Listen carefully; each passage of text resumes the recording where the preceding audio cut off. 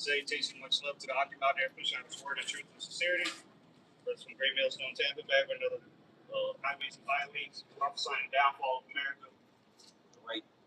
And we had to end this thing at the end of the day. As you can see, which we can start that. Brother want to grab that 2 chapter 9.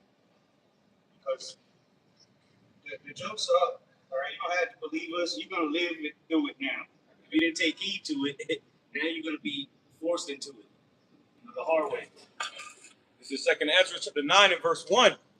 He answered me then and said, measure thou the time diligently in itself, and when thou seest part of the signs pass, which I have told thee before, then shalt thou understand that it is the very same time wherein the highest will begin to visit the world which he made. That's where we're at, man. How do we know? Because the Lord gave us signs. We've been measuring them. Revealed them to us. You can think we're crazy. You think we're just some wild guys out here. But we're just telling you. And now you're starting to see it in real life. Because we've been out here for years. And even with our elders, been out here for decades, telling you all these things that you see happening today. So now there's no more excuse for your ignorance. Now everybody's on the internet crying and complaining about their situation. We told you this time was coming. You have entered into what the Bible describes as the time of Jacob's trouble. And it's only going to get worse. It's going to get a lot worse. Death, bloodshed, civil unrest, war is coming to the streets of America. You see that they already back to war with Iran. Bunch of bombings this morning, last night. But you listen to your boy DJ Trump. He telling you about ceasefires. We almost reached the deal. They ain't never was close to reaching the deal. Iran was never coming to the table to talk to them, man. So now America is about to start feeling the effects of what's going on in the Middle East. You're wondering why your gas prices went up, your groceries went up, your electricity bill went up. Meanwhile, they're building data centers, right? They sending billions and trillions to war, but they ain't got $10 to give you. And we're telling you who's the problem of the earth. It's Esau Edom. The Epstein class, as they say, you know. So now things are about to become reality. It's, somebody keep reading that, but somebody have chapter 2. We measure the time diligently. All right, but now it's really we don't need. It's getting to the point we don't need to come out here much longer, you know, because it's already happening at this point. Right. And we in that time, bro, the Lord about to shut this whole thing down pretty soon. They saying they expected to run out of gas come mid-July next month. You know, if that happens, it's gonna get very, very chaotic out here, man. It's gonna be an oil shock. And guess what? Your reserves are running low. This is the lowest point they've been in decades. Oh, but Trump said, "Oh, no, we're the exporters of oil now." How does that benefit you? The gas price is still up. How the hell that benefit the American people? Draining the reserves of oil. Strategic. They call it the strategic reserves. Because remember, Biden dumped them a bunch of it, and now Trump is dumping it. So again, we're looking when that oil shock comes, you're looking at $8 to $10 a gallon average. So who knows what's going to be in Cali and in New York? It could be $15 a gallon, and then you only got $30 left to put gas. That's 2 gallons. You ain't even going to work, and that's why their energy crisis. All right, energy lockdowns. Now with the FIFA Cup coming up, I think next week, it comes to Ebola. You know, because they're coming to DRC, that's where it's spread from. They got a team coming. Well, they got to be quarantined for a couple of days before they're able to come out. Well, hey man, you just wait and see. Esau's about to flood people's minds with just chaos. People are going to beg for a solution, though. But again, we've been measuring. We know what's about to happen. We don't know it in detail, but it's already happened. Yeah, that thing Esau does is he uses that propaganda. You know, he uses that to control people's minds. You see that if he not. Yeah, they use the propaganda to cause mass hysteria, as they did in World War I and World War II. Now they're doing it in World War III. Right. To cause mass. Somebody look that up real quick. Hysteria, mass hysteria. Just Google it. See what the AI overview says. which that's becoming a psyop, and it has become a psyop in itself. People just instantly go to, we use it as a tool, but people use it as a god. That's part of the image of the beast, AI. People are literally worshiping AI. People having whole conversations with AI. Bitches talking about, I ain't got no one to talk to, so I talk to AI. I talk to cat. It's a woman. Okay, you're miserable. But this is what they're using. It's really a strategy of war. Man, somebody got it? I typed in on Google, what is mass hysteria? It says, AI overview, mass hysteria, also known as mass psychogenic illness or mass sociogenic illness, is a psychological and social phenomenon. Psyop. Yeah, exactly. When it originally started, it was during World War I, and they would the war planes, they would fly over the soldiers and play certain sounds to discourage them from continuing to fight. And now they have the internet, social media. You're being bombarded with this all day long. But what there's no enchantment against Jacob, it don't affect us. But everybody else is affected daily. That's why they're miserable. They're crying out. And it's going to get worse. Go ahead. It says, is a psychological and social phenomenon where groups of people experience shared intense panic, delusions. See, they're shared, so that's why they're all in the same spirit, sighing and crying out. Because we were sharing the same experience amongst the body of sighing and crying for all the abominations. Now these people are sharing the same experience because they're miserable, that the economy's through, they're losing jobs, the food ain't real. Everything is being used to attack the American people. But you think Iran's the problem when it's your own government poisoning you. Not just with your food, not with just the air you breathe, the water you drink, but also the things your mind ingests. Right. Go ahead, young woman. It says, where groups of people experience shared intense panic, delusions, or inexplicable physical symptoms such as nausea, fainting, or involuntary twitches. And that's what they're saying is happening to people around the data centers. Yeah. Look what's going on around the data centers, and that exactly is what's happening. It's causing mass hysteria. And again, with the frequencies out here with the 5, 6G, Wi-Fi, Bluetooth, all this shit is causing people to experience the same shit. They're all agreeing. They're all on the internet to the point where people can do compilations of a certain topic, and it's people after people saying the same shit. This ain't living. I'm just working to live. I'm just living to work. Hey, welcome to hell. You're just finding out that the devil's the devil. But now it's physically manifesting. There it is. It's physically affecting people, man. All sick. You don't need to worry about a pestilence. The pestilence is already here. Hey, motherfuckers walking around with cancers, and tumors they don't even know they got. Diabetes, high blood pressure. And then what do you think the technology's helping? Oh, now they got AI doctors. Okay. Yeah, just like that nigga with Neuralink, right? It definitely helped him, clearly. But they're just trying to, merge man with machine so they can control you. Total control. And now that this financial system is about to change, they're going to have people begging. And again, people don't know about, crypto. They don't even know you can use it at the store. So they're going to be taking that CBDC or stable coin, which is programmable money. That's the nail in the coffin, the last nail in the coffin to lead to the MOTB. Once that system has come online, which again, the markets ain't doing too good. And they're doing this all on purpose. The USD, the yen, Japanese yen, it just went over 160. And we've been talking about this last year. Once it gets over 160, it's over. And look, Friday hit 160. Look at the market right now. Red. Oh, nothing but red. But again, meanwhile, they got this mass hysteria going on, which is nothing more than a psyop to cause confusion and fear, and panic, and everybody's experiencing that same emotion. It's being pushed upon the people because they want total control. They got to they want to create a situation where people will beg for peace and safety, and then sudden destruction coming. Just to bring this up real quick. That's psychological warfare.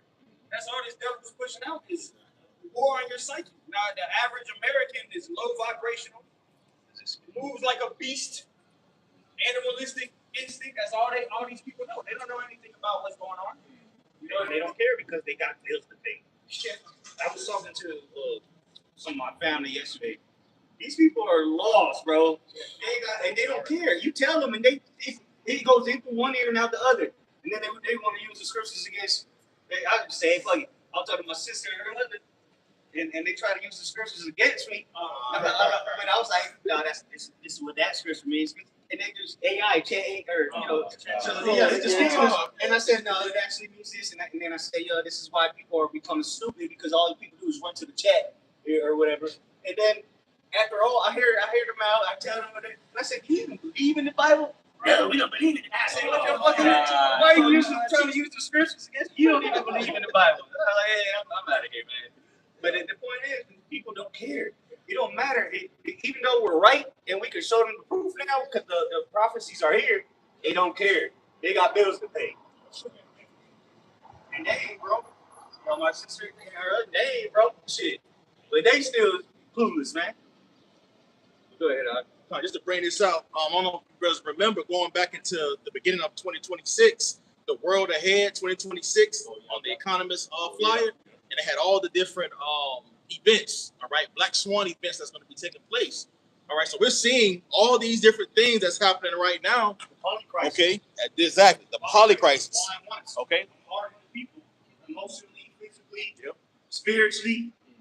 It's anywhere you go, you get hit with something. It's like you in the ring. It's a 10 versus 1 fight, and that's East just bombarding people with the poly crisis.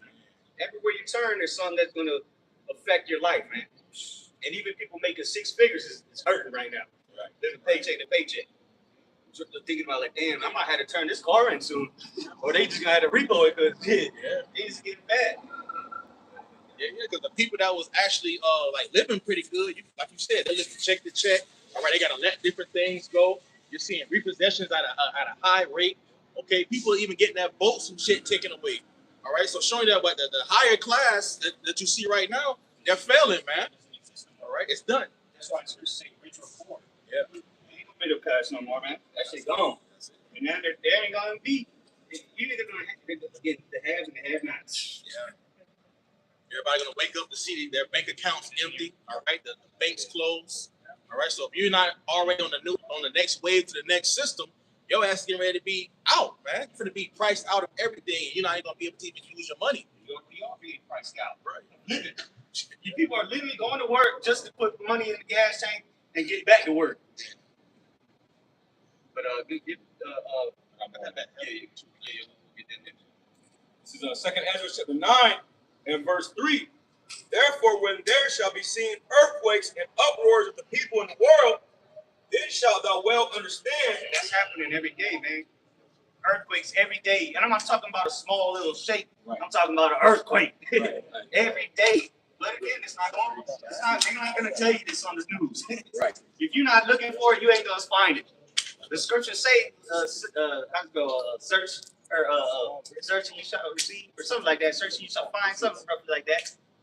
Ask and you shall receive as well. But hey, we actually again, we're measuring the times. We're watchmen, right? The Lord set us up to watch everything, and then collectively as a body, we see it all. Because obviously we can't see everything.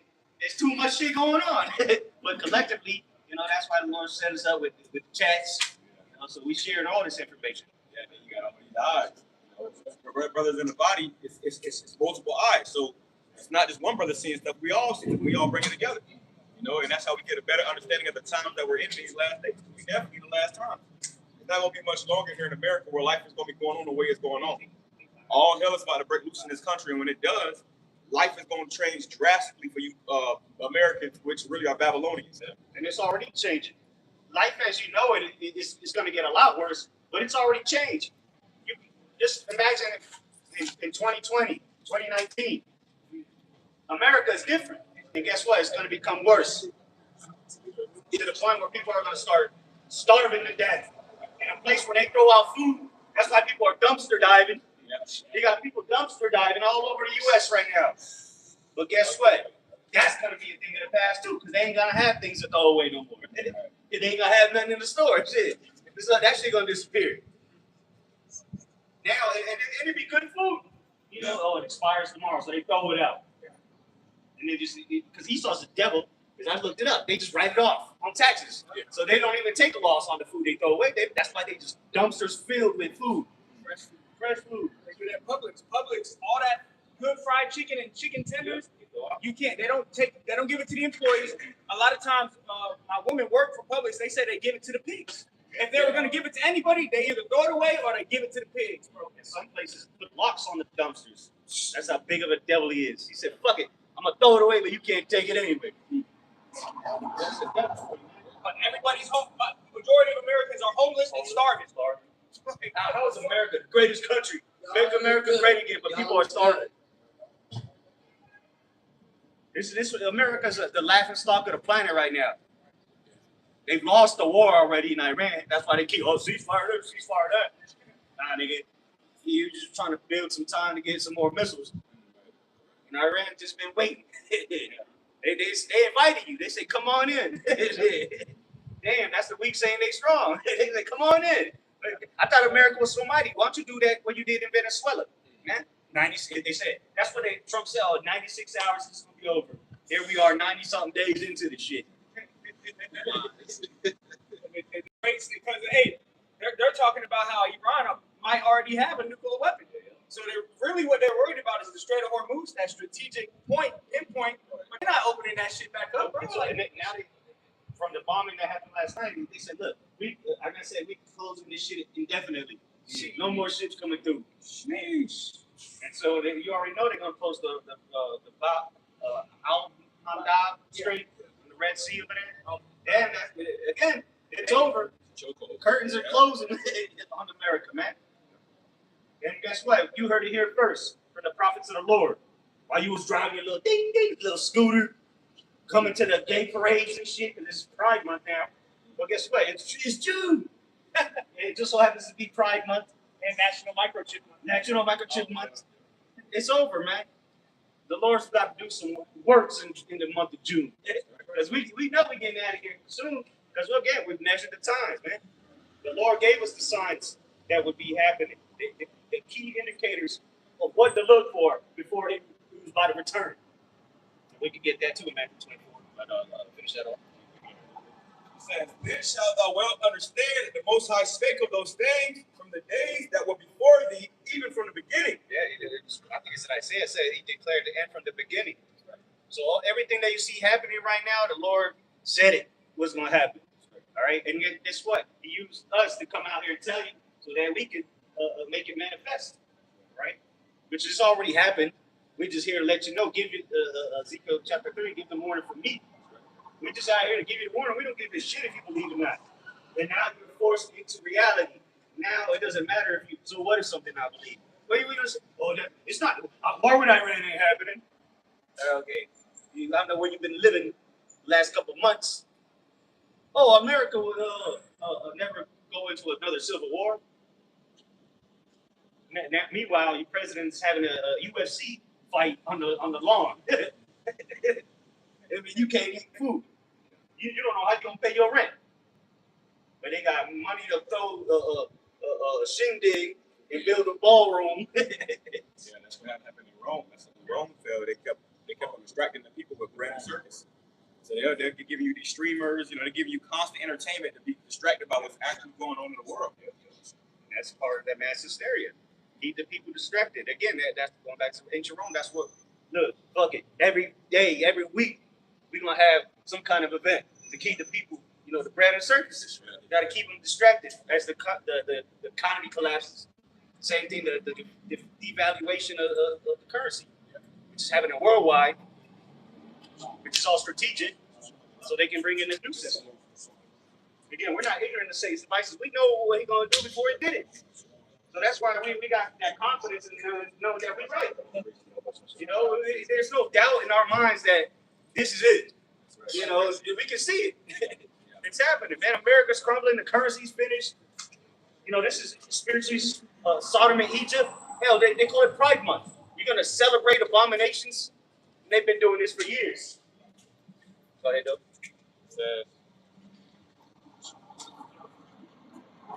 Verse 6. Even so, the times also of the highest have plain beginnings and wonder and powerful works and endings and effects and signs.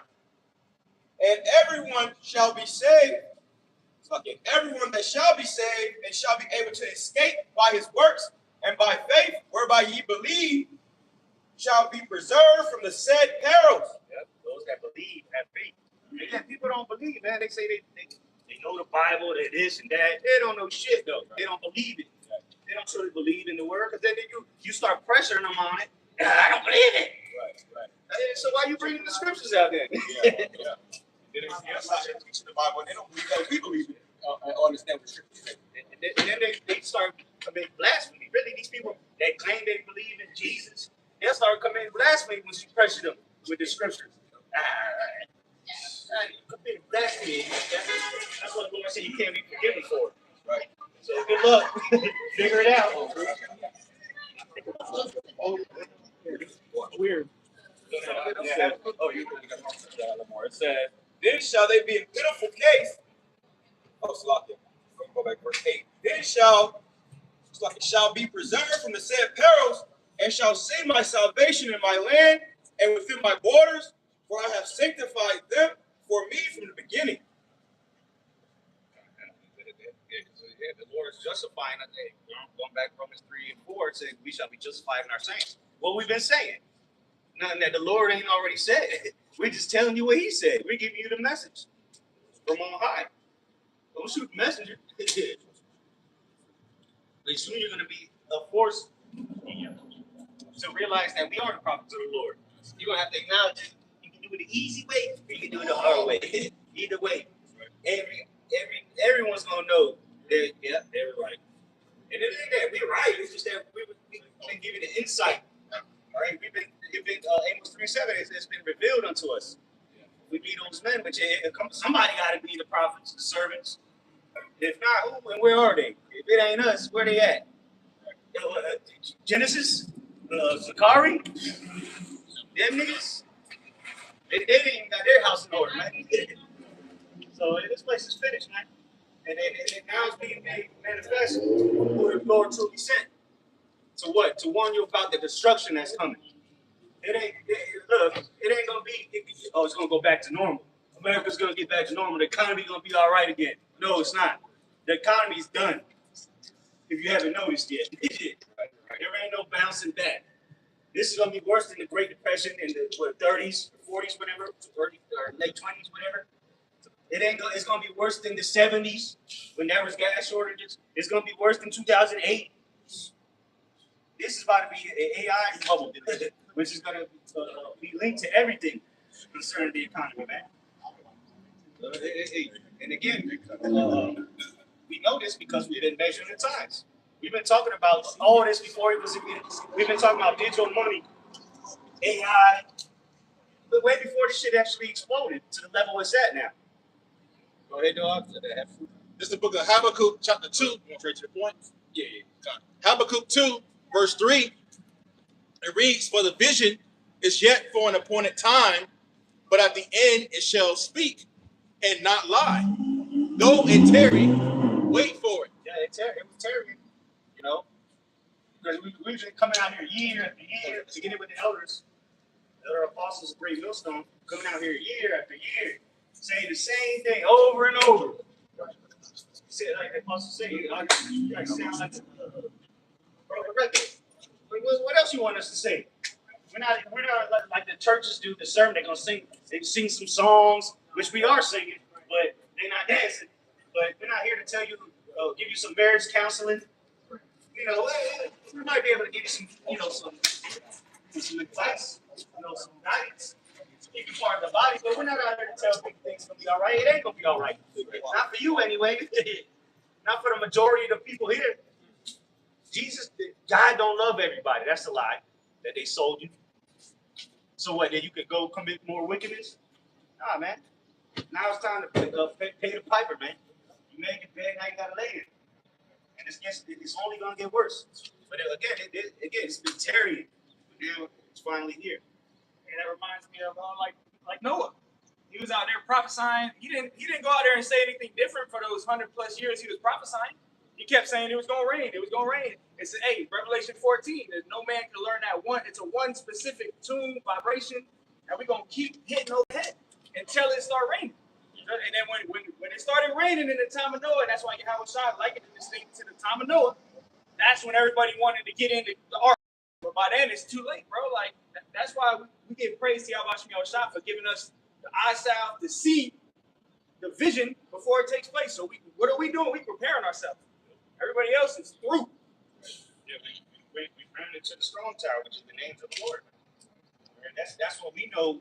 All we gotta do is call upon them names, Yahweh Shai, and be delivered from whatever comes our way. That's right. Meanwhile, other people are gonna be bugging out, calling on Jesus, going down to Egypt for help, and all those roads lead to destruction. There ain't gonna be no more good times in America. Going out to have a waste the little money that you got, the little money that you do somehow got. And nobody's thinking twice about coming out now. Yep. Remember, these clubs used to be packed every week. We didn't see one popping night in months. Now they probably going out of business. What happened to the tacos? The haiku went out of business. They ain't even done nothing with the new taco spot. They probably going out of business. Can't afford that shit no more. This shit is going down. This is the squeeze.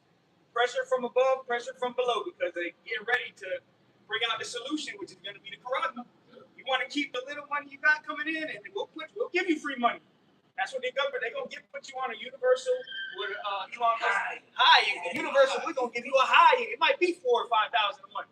But guess what? You got to take a chip, and you're not going to be able to save it, because by the end of the month, it's going to recycle.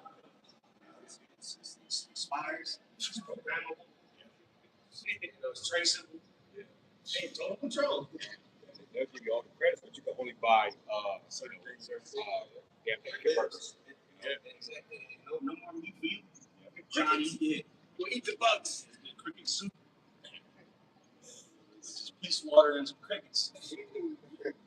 You have your VR goggles, so it looks like you're eating a steak. Well, where was it? It was in the World Economic Forum, but it was recent. It was one of them conferences. They said, yeah, look, well, there's going to be people that have the resources to travel, but the rest of the people, all they need is the Oculus goggles, and they can visit there too, from the comfort of their home. Yeah, the comfort of their home. Ready Player One. Yeah. They was living in the slums, but they put the goggles on. They was in a whole other world. Yep. That's what these elites want, to put you in to keep you somewhere stuck, and they can control the world while you somewhere in a reality. It's not real. And that's in that movie. Most of the people went into debt, so they had to work in them little cubicles. It was a prison, digital prison. Man, hey, that fucking those goggles are fucking high level. Because I remember at the mall, at Brandon Mall, they had a trial where you can go into the Apple Store and you can try it. I put them bitches on, bro. They put me in a room with Alicia Keys, bro. And I thought I was in that bitch for real. I'm looking, I'm like, what the fuck? But that's how high quality these things are, bro. Like it looks like you are actually wherever they put you. Yeah. I did the same thing. They put me on top of a mountain. Yeah. You look real, like the snow and everything was just like real. And that's what Esau wants. He wants to put you in a false reality. Virtual reality. And that's without the brain chip. Imagine you got the brain chip in you. So your brain, what it is, interprets all the signals. So you'll feel like you're there too. Yeah, you feel cold. You feel the wind blowing. All your Smell, all that. Yeah. Today, you can really. And then when people just, if they unplug, they're just gonna try to kill themselves. I'm back into this hell. In the studio apartment. Everything's on fire outside and shit. And they're gonna start to like it. They're gonna start to prefer what they already do. Most people, if they was to lose their phones, they would bug out. Yeah. They go an hour without their phone, they'll bug out. That's why they kind of living in virtual reality, social media. Right. And that's what most people live their life on. Exactly. Yeah, these people, everybody lives on social media, man. It's crazy. Give you a virtual girlfriend. Yeah. And I showed you on that movie, The Matrix. Yeah. See, like the woman in the red dress, I can get you a private section. Like Yeah. the private. You don't talk much. Yeah. Exactly. Yeah. And then now you in there going, with some goggles on, bro. This is real. Bro, It's real. People in controls who having sex, who having kids, all that. Because that would depopulate the world too. Hey, nobody's gonna want to have. Well, look now. They don't. Men don't want to deal with women no more. So it's already happening. You order a robot. You can order a robot right now. Right now. Sex robot. Yeah. And she look real. Silicone robot. Motherfuckers actually have them things too. Yeah. Hell But yeah. the movie Demolition Man, they showed you that. Basically, Sylvester Stallone character, he was trying to get busy with the cop girl, and they had to put on the VR goggles. And you pretty much imagine that they was. This is a sick world we're living in. And anybody that loves this world, you're gonna be destroyed with it. That's right. Because this is a sick and perverse world. America is the sickest place on the planet. Pride parades. Pride month. Where's the righteous month at? Huh? Why don't we celebrate righteousness? Why don't we celebrate the Lord? No, you're gonna celebrate homosexuals. And anybody that's with it, you're gonna be destroyed with them. The majority of you people in America are gonna be destroyed, man. A bunch of useless eaters. To the Edomites and to the Lord. That's why the Lord's allowing Esau to ramp up this technology to destroy you. He got weapons of mass destruction. It's going to be the thermonuclear missiles, all right, but they're already destroying you every day with this technology, so-called. Because if you really go to that word, it really means the arts, different arts. Not no damn iPhone 17, which is radiating you to death. You gotta wear hematite everywhere you go to, absorb that EMF. This place is a haunted house, man. And it's closing up shop. Right. Yeah. This is Habakkuk chapter 2, verse 3. For the vision is yet for an appointed time, but at the end it shall speak and not lie. Though it tarry, wait for it, because it will surely come. It will not tarry. So we've been waiting patiently on the Lord. And now it's here. So we ain't waiting on it no more. It's already here. The only thing we're waiting on is for the hour of temptation to come. Thermonuclear destruction is place, and the Lord returning and delivering the elect. That's really all we're waiting on. And the things that come with it, of course, but pretty much everything come to pass, except for those things. And now the mark of the beast, it's already here. There's people walking around with it. The system is here. All right. And I know Brother Saw the Dr. 7 video this morning. Everybody sees it. You don't know what's coming, you're gonna be left behind when the new financial system comes. It's like America's bankrupting itself. You know how much trillions of dollars America's in debt? And you owe that money. You in debt. Oh man, I got a 700 credit score. Okay, well you still in debt thanks to America. 39 trillion, as they say, but we know it's way more than that, hundreds of trillions. And then guess what? They got to pay interest on that. So what? They just got to reset the system at this point, and they will. They're already doing it. They're liquidating right now. All right, that's why in one day $1 trillion is wiped away from the markets. Where'd that money go? Into their pockets. The retail is the one that loses it. The big boys, they don't lose money. They know when to sell and when to buy. When they say $1 trillion was wiped out, that means the people that didn't know it was coming. That's where it was wiped away from, because that money didn't just disappear. You got to go to somewhere, and it goes to their pockets. And one day, $1 trillion. Come on, man. You don't see the game yet? This ain't the first. This shit been happening every other week. Is it? And the big guys are making plays right before the shit tanks. Yeah. So how the fuck, because they know they're inside. And then Trump put a tweet out, a true social post, and then the markets crash or go skyrocket. Oh, we're the new highs. That's why he said, I don't care about the average American finances. Do you see the SP 500? That's what they'll say on national television. And motherfuckers don't even know what the SP 500 is. Yeah. Did you see your 401k? What 401k? Nigga, haven't got one. Most people don't. And if they do, that shit ain't nothing anyway. They gonna take that shit. That's gonna be up. It's all gonna crash, bro. So they can bring in this new system, and it's already told you what it is. Blockchains. That's where it's gonna go. That's why they're tokenizing all these assets, commodities, and you'll be next. When Trump first got in office, he was against the CBDCs. But now, 2016, when he first ran, he said, "Nah, this is the second time." He said, "Yeah, we're gonna be the crypto capital of the world." And really, that's why they passed the Genius Act last year to allow America to stay in power. Because what is that?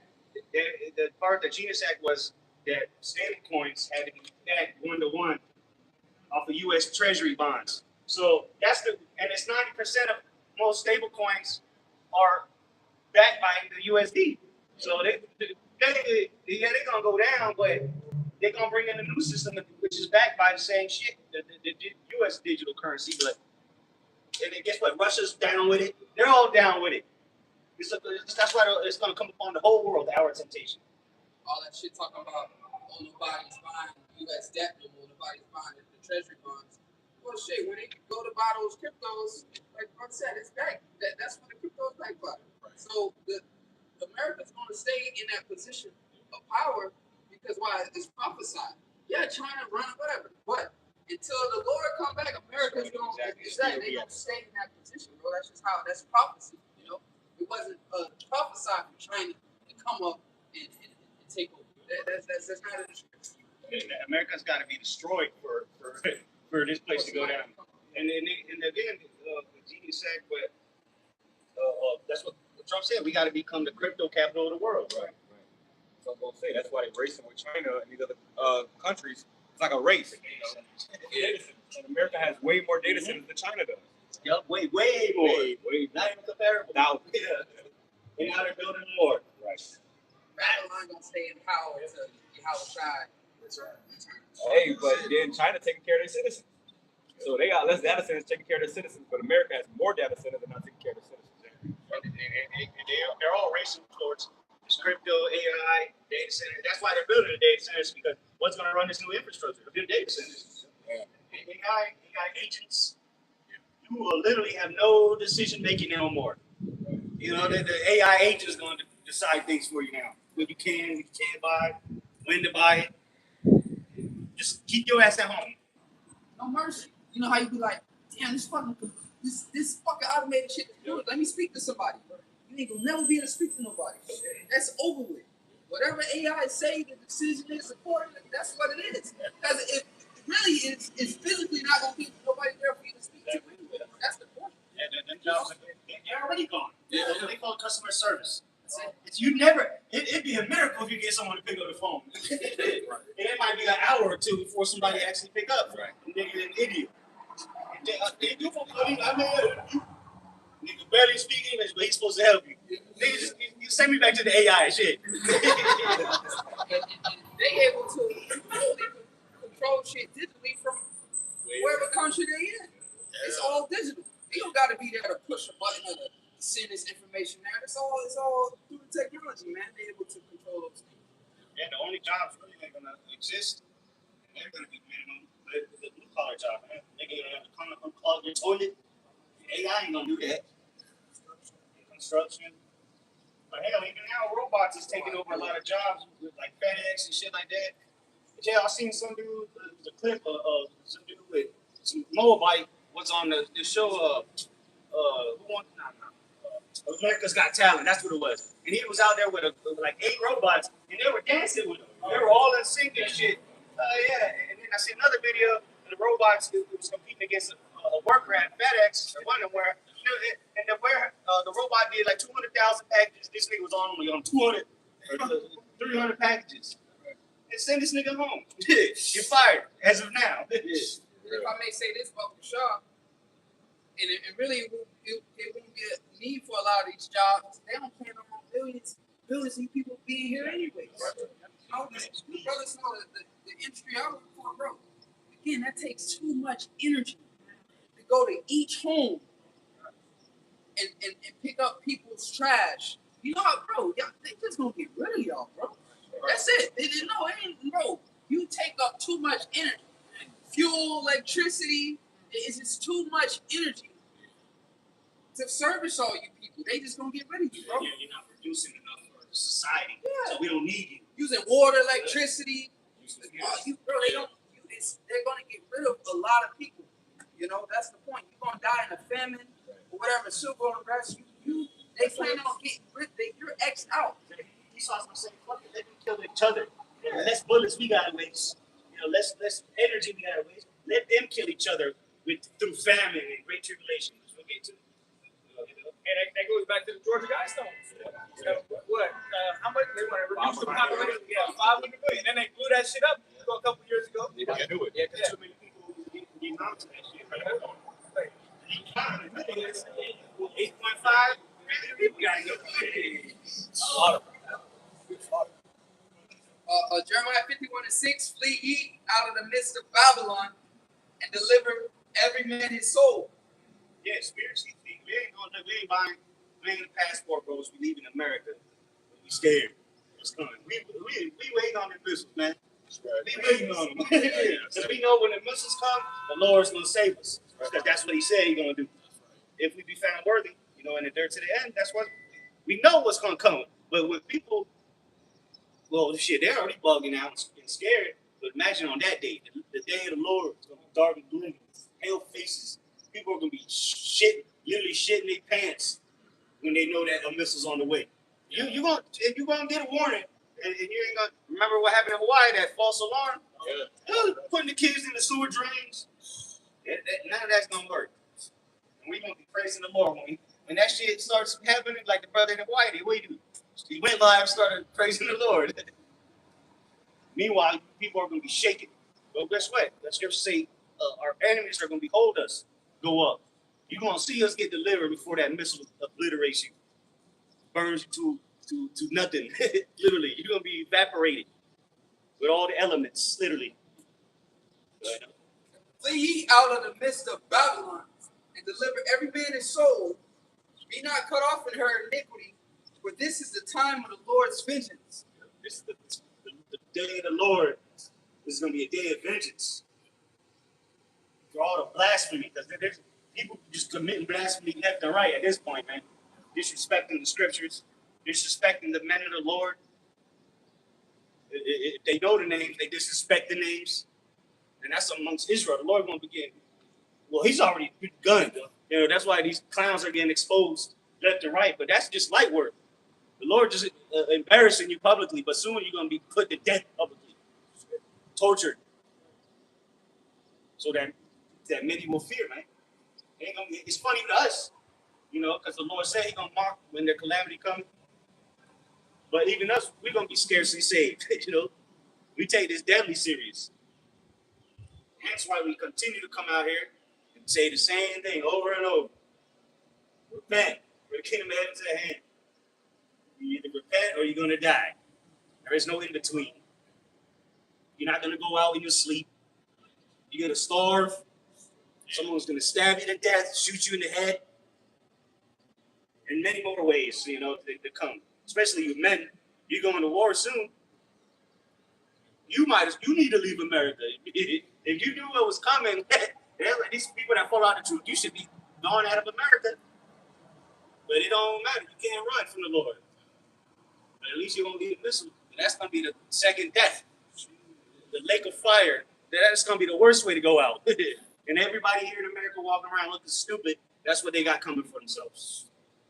It says, He will render unto her recompense. Babylon. It's Babylon, aka America, that great whore that rides upon the beast that all the nations are starting to hate, including Europe, the EU.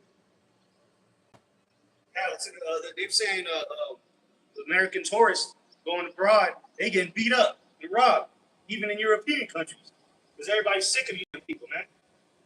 Everybody know who the problem is. But shit, niggas in Spicks go to China, or Russia. They don't get treated like an Edomite from America. But everybody's starting to see what the real problem is, the Epstein class. And I read the marking the hell out of you, Trump, put that shit. What happened to the files, man? Huh? Well, that's the people that are in charge of America. Right? Heroes, not just sickos that you voted for. Maybe some of them you didn't even vote for. The technocrats. And then all up in the White House. Why did Trump take them to China? What the hell? Yeah, got Elon Musk and Peter Thiel. Well, not Peter Thiel, but Elon Musk was among them. But again, they're the ones really calling the shots, telling Trump what to do. Because the majority of them is small hats. Peter Thiel, Elon Musk, they all small ass, man. They might not be from Israel. That don't mean they lying on go back to him and let this shit. It says Babylon has been a golden cup in the Lord's hand that made all the earth to drunken. The nations have drunken of her wine, therefore the nations are mad. But the world has taken on the ways of the West, chiefly the ways of America, and now they're mad. They said, look, this shit is destroying our country. Look at our people now. That's why Iran they have gone to extreme measures to keep American culture out of there. And they still got infiltrated. They still made it in there. Yeah, North Korea as well. Yeah. Like if you go with a certain movie in that country, they'll kill your ass. Yeah, they do public executions to keep niggas away from American culture. Yeah, where's Kim Jong-un's picture in your house, nigga? You ain't got one, they publicly butcher you. If it's dusty, I saw a video the other day. If it's dusty, if the picture is dusty, they'll put your ass to death. Damn. Dusty 6 none of shit. But that's the thing, man. These nations, they have taken away, because America, what they so hold, democracy, Right. You know, freedom, Quality. you know, equality, yeah, giving women rights to drive cars. That was a great mistake. Giving women the ability to speak her mind. Yeah, America had just polluted the earth with its wicked ways. And you can't deny it at this point. Right. The whole world sees it. The only people that don't see it is the bumbling idiots out here. Yeah. Ignorance is bliss, right? But guess what? They ain't nothing happy about America. You know, that's what the word gay means. Right. They ain't nothing happy about this place. But they got a whole month dedicated to abominations. Niggas that should be stoned to death. You got to celebrate it for a whole month. Not a day, a week, a whole month. And the niggas, they get 20, the shortest month of the year. The nigga month. What they call it, Black History Month? Yeah. 2 months. Juneteenth. Yeah, Juneteenth. What a joke. Well, that's in this month, ain't it? Oh, at least you get 1 day in the month. Disgrace to the planet. That's what America is. But it was a golden cup. Everybody wanted to come live the American dream. Now everybody's finding out that it's nothing but a lie. And guess what? The other nations, they can just leave. Go back to their country. Niggas and spics ain't got nowhere to go. Where you gonna go? Mexico? He gonna be worse off over there. Because Esau's in power over there. There was a time where they thought America the street was actually paved with gold. Yep. You know, like these other nations, they really believe that there was places in America, and they come here and then they find potholes and shit. You know, every damn street you go on. Yeah. Phone the suspension and shit. Pop the tires. Bobbing out. That shit, bro. Say, fuck your shit up, bro. And they ain't gonna fix it. If they do fix it, It'll be back even bigger next week. Even in my neighborhood, which ain't the hood, but it ain't the richest place either. But damn streets got balls in my neighborhood. I'm like, damn. Don't they got homeowners association? You paying that shit every month? They should be able to fix this shit. The big ass pothole in the middle of the street. Like, how did this even happen? There ain't 18 winters coming through here. But it's the shitty infrastructure of America, man. That's why your brand new houses and brand new apartments breaking in a week. And the goddamn roof falling off. And you just moved in, brand new. right? Had it been actually paved, that's why we're gonna pave our streets with gold. This devil's a fucking leprechaun sitting on all the gold, just letting it collect dust in a fucking attic or some shit in a basement. That's what the leprechaun is. They look like a big nose. Oh, yeah, sure. Nigga under the bridge. Makes your fucking streets and shit with concrete. This shit is horrible. This shit is death, bro. And that's why, hey, this man is as wickedness, he is as death. You know? He destroyed him and destroyed the earth, man. You can't blame nobody else other than Esau for the destruction of the earth, man. You can't blame the Chinese, which they're doing it now, because what? They follow the ways of the Esau. Where did industrialism begin? The West. Take all this AI, all this technology really began, even though China's advancing in it, all that shit comes from Esau. His devilish ways, man. Yeah, all that. They polluted the whole earth. Literally. Verse 8, Babylon is suddenly fallen and destroyed. How for her? Take balm for her pain, if so she may be healed. We would have healed Babylon, but she is not healed. Forsake her and let us go everyone into his own country, For her judgment reaches unto heavens and is lifted up even to the skies. So the judgments have gone to the heavens of America. That's why it's going to get destroyed. There's no making America great again. Healing it. Or, they can't even fix the fucking street. They going to fix America? Come on, man. Homelessness is increasing. The inflation is going through the roof.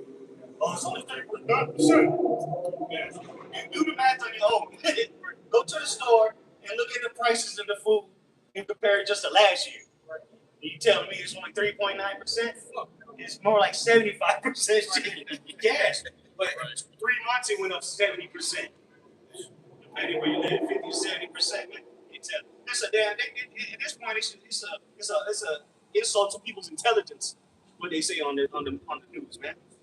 But again, most people they're not watching mainstream media. They're looking through Twitter. You know, a lot of people are switching over to YouTube channels to get their news from. But then you still got a lot of people still looking at the mainstream media, but them niggas is just complete idiots. But again, even if you do get alternative news sources, you still don't know what the fuck's going on.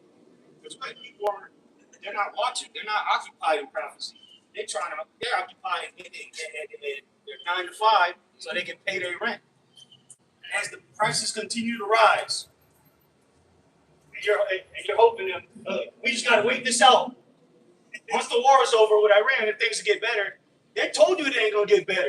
Even if it did stop, it'd take years to get things back on track. That's what the experts are saying. But you're gonna listen to Bill Nye, the science guy, you know? or what's that dude, Kramer? Is his name Kramer? Yeah. That dickhead. The American economy is over, man. It's too much debt. It's impossible to get at it. So what they got to do is reset the whole system. It's because there's no way you can pay it. Even the interest that they're paying on the debt is more than the military GDP. It's more than that. It's impossible. And it is just all purposeful. So bankrupt America. Really, what they're doing is bankrupting the earth at this point, the financial system, because they already have a new one set up. That was it on that. This is Ezekiel chapter 7 and verse 4 in the AMP. For my eye will have no pity on you, nor will I spare you, but I will repay you for your evil ways. Yeah, the Lord ain't gonna have pity on none of you Americans, man. They should be the elect. Might have one of these selfless driver cars run your ass over. Waymo, some shit like that. You crossing the street, you got the green light, that motherfucker just take off. Back up on your ass. Yeah. He'll be a spirit on it. Spirit for vengeance. Remember, that's what AI is. Right. Just summoning demons. That's what Elon said. Yeah, Waymo. That's what it is. And again, I mentioned it a couple weeks ago. It was a whole fleet of them in Atlanta circling the block, just driving in circles. Look at them niggas to run over. Stuck at a red light, yellow, blinking yellow. Yeah, man. This man's his technology is not to be trusted. He's even admitted it. Yeah, it's getting out of hand. It's a little too advanced. It's not artificial. It's autonomous. Elon Musk said that AI is the devil or something like that. You know, And they had a video of, I forgot what car company, Toyota, Camry, but they supposed to have it where when you reach a certain point close to somebody, it automatically stops. And one of the owners to the shit, he was like, I'm gonna stand out front of the car. Wow. And his ass got hit. He was at the dealership. His ass got hit. Trusting in that fucking demon, man. That's why I'm fucking an electric car. You know, you can pay me to get it. We said it. You know, nigga died. That's what the Lord had pity on him. Niggas was screaming in the Tesla. I can't help it. And again, that's the electric. Those lithium batteries, you can't turn that shit off with a regular fire hydrant. So that's the thing. You need a special fire hydrant to turn that shit off. Ain't nobody coming with it. By the time the fire department get there, you dead. They're burning on the water. Yeah. But that's why. I remember all these, especially these cars in Florida, when all this floods came and the storms came, and these Teslas got sold cheap, and people started buying them. That's why you see them everywhere. But they got flood damage, and their salt in the water interacts with the lithium-ion batteries, and it ignites spontaneous combustion. chemistry on your way. You think you got a deal on the Tesla? You should have checked the watermarks on the trunk, though. No pity though. People are going to be dying in some horrendous ways. And just like that dude in Tesla, all you want to hear is the screams. That's going to be a daily thing very soon here in America.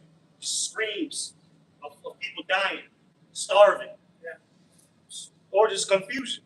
Just wailing, gnashing their teeth. Wait till the Lord show up, man. Shit. Hey, those cars are ran off of the battery, so like it's not like a regular car. When that shit shut down, you can't even open the door. The door is ran by the battery, the window, everything. So when the battery's fucked, you stuck in there. That's why he couldn't get out of the car. Yeah, well, this is a computer on wheels. So once the computer shut down, that's it. Ain't nothing else opening, man. You stuck. It's a trap. But it says, which they do have emergency levers. But who the fuck read the book to know that? And the panic mode, that's the last thing you worry about. Right. You're gonna be trying to open it the regular way. Right. But they do have levers because my car's like that. It's a button to open the door, but if the battery dies and you can't open it because it's powered. It needs electricity. So, but it does have a lever you can pull. But what if that shit don't work?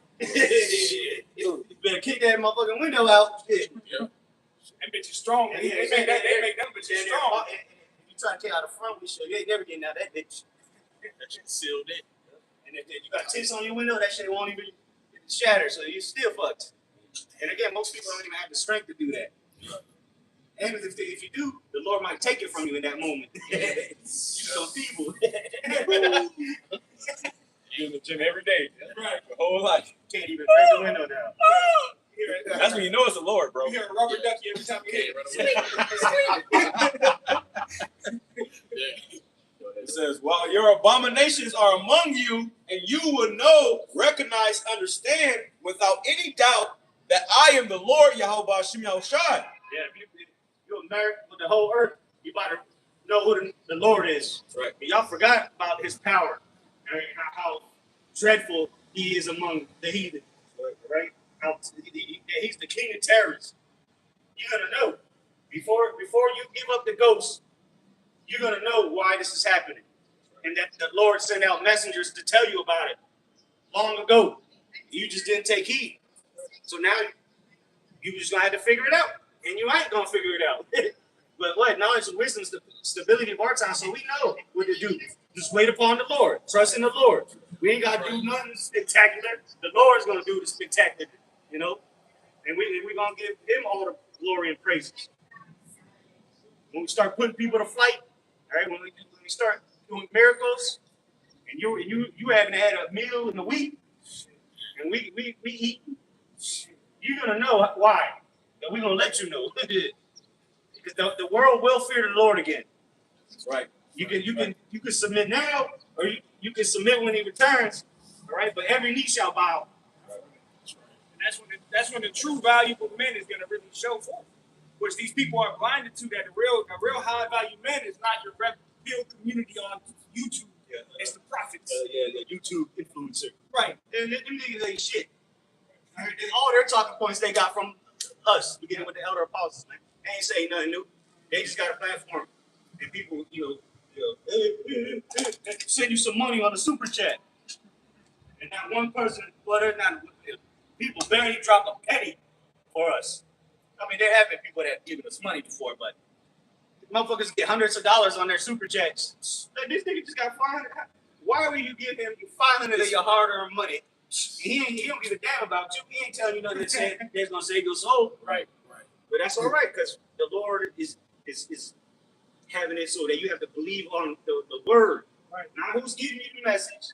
But very soon the table's gonna turn, and we're gonna get fame, praise. And women will come around. That's what we're not worried about. Nothing in this world that I gotta show off so I can get some bitches. They ain't worried about that, man. So we know that they're just a byproduct of serving the Lord.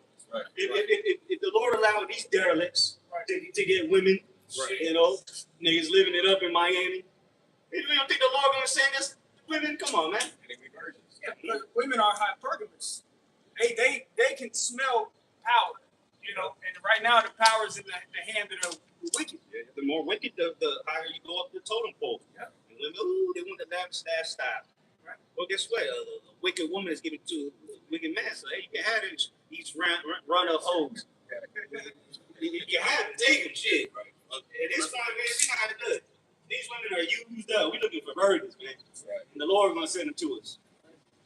You know, now the Lord will have mercy on certain women. Well, even certain women that have high body counts, you know, whatever the case may be. But it's going to be a whole different attitude in that day. In that day. It's going to be a whole different attitude. They ain't going to be no talk back, no lip, or whatever they call it. They're going to be, we ain't going to, listen, we're not even going to have to tell them to shut the fuck up no more. Give them a look. They not going to say shit. They can't. Great humbling color. Right. That's how we know things are going to get so drastic out here that women are just going to be willing to submit to a man of the Lord instantly. Vegas. Just let me go by that name. Right. Because right now they're proud as hell, like that one chick that was out there. That bitch is proud. Used goods and still proud. The woman's gonna be the least of our worries. We already done overcame Eve. We don't give a fuck. You know, brothers already lived without it.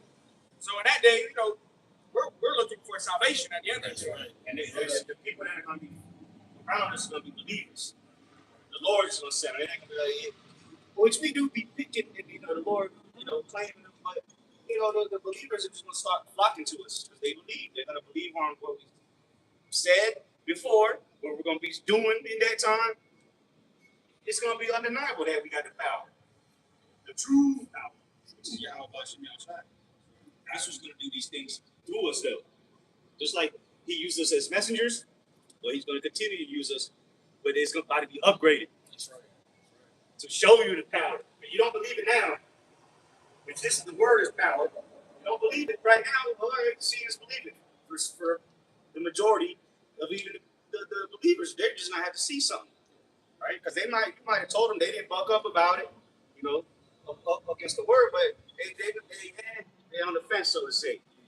There's devils of faith, you know, right? That trust and believe. When they say you do some supernatural thing, ain't gonna be nothing. You're just gonna have to get in line or get left behind. Be willing in that day. It says, thus saith the Lord Yahweh Shemiel Shai, a disaster is coming, one so destructive and injurious, so sudden and violent that it stands alone. And ultimately the nukes. Right. That's gonna be that ultimate violence. A time like no other, which is gonna be the lead up to the end. But when the message drop, nothing will ever be seen like that again. Right. And nothing has ever been seen like that. Right. You can't even compare it to nothing. The flood was the closest thing to it, and that's not even going to be comparable. Of the intense heat that's going to melt the very elements. It says, a unique disaster, look, it is coming. And it is a unique disaster. Because again, it's never been, nuclear destruction has never been seen. Yeah, they drop atomic bombs, but thermonuclear destruction is coming to America, and that's what the Bible's talking about. Right. That's how America is going to be checked out for good. It says, and it is coming. The end has come. It has awakened against you. Look, it has come. The end's here, man. We at the end. Because remember, the Lord said the word's going to go out to the four corners of the earth, and then the end shall come. But the end is here, man. America's at its end. America ain't got 5 years left. We down to months of Babylon the Great. If you can't see it, you will when you're living in the streets. Because people are already becoming homeless, digging through dumpsters, and you make fun of the bum for doing that. And now you're living in the Honda Civic at the gym, working 82 hours a week. Still broke. Jump down to verse 25. What verse you was reading? That was NLT or the AMP? Okay, yeah. See what it says in verse 25. It says, verse 25. When anguish comes, they of Judah shall seek peace, but there will be none. Read it in the NLT.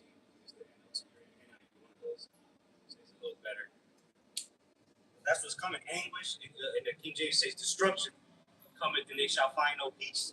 They ain't talking about peace deals, man. Ceasefires. What the hell? And only an idiot would believe that. After you on slaughtered schoolgirls and blew up their what they call the Ayatollah, which is the supreme leader, religious supreme leader. Yeah, you're talking about they're gonna open up the strait again. Okay, you keep waiting on that. And some of the generals too, they killed. Yeah. Majority of them. Majority of the top guys they killed, including men, women, children, babies, all that. They didn't get down. The new guy, the new Ayatollah, they killed his family, his father, his wife, his baby. They want blood. Yeah, they got some people here. Sleeper cells. Right. Oh, they got a lot of videos coming out showing people going into the sewers and shit, man. You know, with that whole thing coming, the whole what is it? Soccer shit. Yeah, the FIFA Cup coming. They got people, going in the sewer, probably planting bombs or something. Yeah. So there's people coming from all over the world. Right. They're not gonna fly from Iran here. Right. They're gonna go to Kazakhstan and fly from there. Yeah. Turkmenistan, Algeria, and they can't stop all these people. They're all flying in to watch soccer. Yeah, okay. Man, it's circuits. Yeah. That's another crazy shit going on with that AI taking over that. They got AI in their fucking soccer balls now, bro. It's crazy. Control says Ezekiel chapter 7 and verse 25. Terror and trembling will overcome my people. Which verse is that? NLT. Okay. Terror and trembling will overcome my people. They will look for peace, but will not find it. There you go. That's what's coming. That's what these last days of America are going to consist of: terror, anguish, destruction, fear, and no escape. No peace. You're not going to find safety or shelter except in the names of Yahweh Bashim Shai. And then by extension, we're going to be that shelter. That's how the rest of the elect is going to be protected through us. What's that, Isaiah 32? You got some more? Yeah, there's some more in this. It says, verse 26, calamity will follow calamity. Yeah, that's what it's already begun. Days just get worse and worse. Yeah. And now the dominoes are speeding up. Yeah. It only takes one domino to fall for that to start. And guess what? The dominoes already fell. Yeah, they about to run out. So the last one's going to be the missiles. That's right. Rumor will follow rumor. They will look in vain for a vision from the prophets. Oh, yeah. Now you want to hear us out. Yeah. And guess what? We ain't going to be out here no more. Gently. Yep. And even people from our families and stuff. Yep. Gangster women, they're going to try to come back around. Everybody's going to try to go to the program. So it's like people try to be willing in the day of thy power. Niggas don't want to give it a program, and it's going to be too late. Again, Amos 8. 8 and 11 and 12, they're going to be searching. Right. Damn, I know they be out there on Saturday.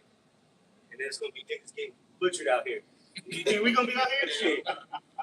You see all these team takeovers, these street takeovers. People just wilding out. And you still got the luxury of going to fast food. Right. You still got AC. When all that goes, when food is a rare commodity, you think they're going to be out here just to take over the streets? No, they're going to be out here to take your life. Yeah. First place people go is these cities, man. Yep. It's where everybody have all the, the full people at. They're going to try to rob these people in their condos and whatnot, and it's going to be chaos in these cities. Go find that motherfucker lamb chop. It's going to turn to cannibalism, bro. It's going to get so bad and so desperate, people have to start resorting to eating each other. Okay, so, hey, it's fun now, but that's what's coming in near coming months, man. And the celebrities are coming in, starting to admit it. This bitch Celine Dion said it. She said, yeah, I used to eat children. She said it. And that's why you see all these celebrities, because it's a side effect of, there's a disease, I can't remember the name of it, but it's a disease of you get it from cannibalism. And then, so you'll start losing weight and shit. And that's why they're blaming it on Ozempic. But it's really, it's that disease is starting to hit all these celebrities. That's why they're so fucking skinny now. A lot of them. It ain't Ozempic. It's that cannibalism they've been doing. Yeah. What's her name? Selena Gomez. You see how skinny she got? Yeah. Yeah, She got both fat face at one sunken. point. Ariana Grande. Yeah. The black Oh, that's bitch who- that she played in the movie with, yeah. that bitch she look like sticks and stones. Yeah. I think it's Cara, some shit like that. I can't remember the name of it, but you can look it up. It's a real disease that comes from cannibalism. Kiru, that's what it is. Yeah. Okay.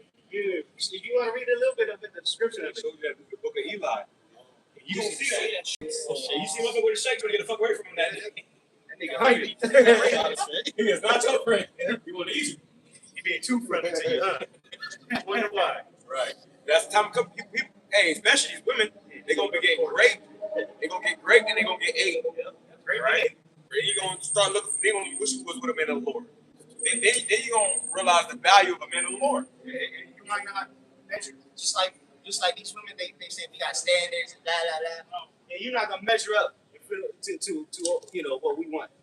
You know how to do some extreme things to get with a man of the Lord. Right. You don't have high standards. And then the Lord's gonna send us who He wants us to be around, or who He wants around us. Like I said. But you got anything on the scriptures? I had that word. Yeah. It says the primary disease associated with cannibalism is KURU, a rare, incurable, and fatal brain disorder. Incurable. You ate too much human meat, nigga. That's why you're not supposed to eat humans. Right. Now you got a whole disease. It's a mental. You're losing weight. Losing weight. Whoa. No, they ate too many babies. That's what it was. That's how they live. Look at Tom Cruise. This nigga looked like he looked in 1982. This nigga ain't aged in 40 years. Right. All that baby blood. Yeah, that's that adrenochrome, man. They all part of the Epstein files, man. Your favorite actor, actress, they all in their files, man. And this is the validity of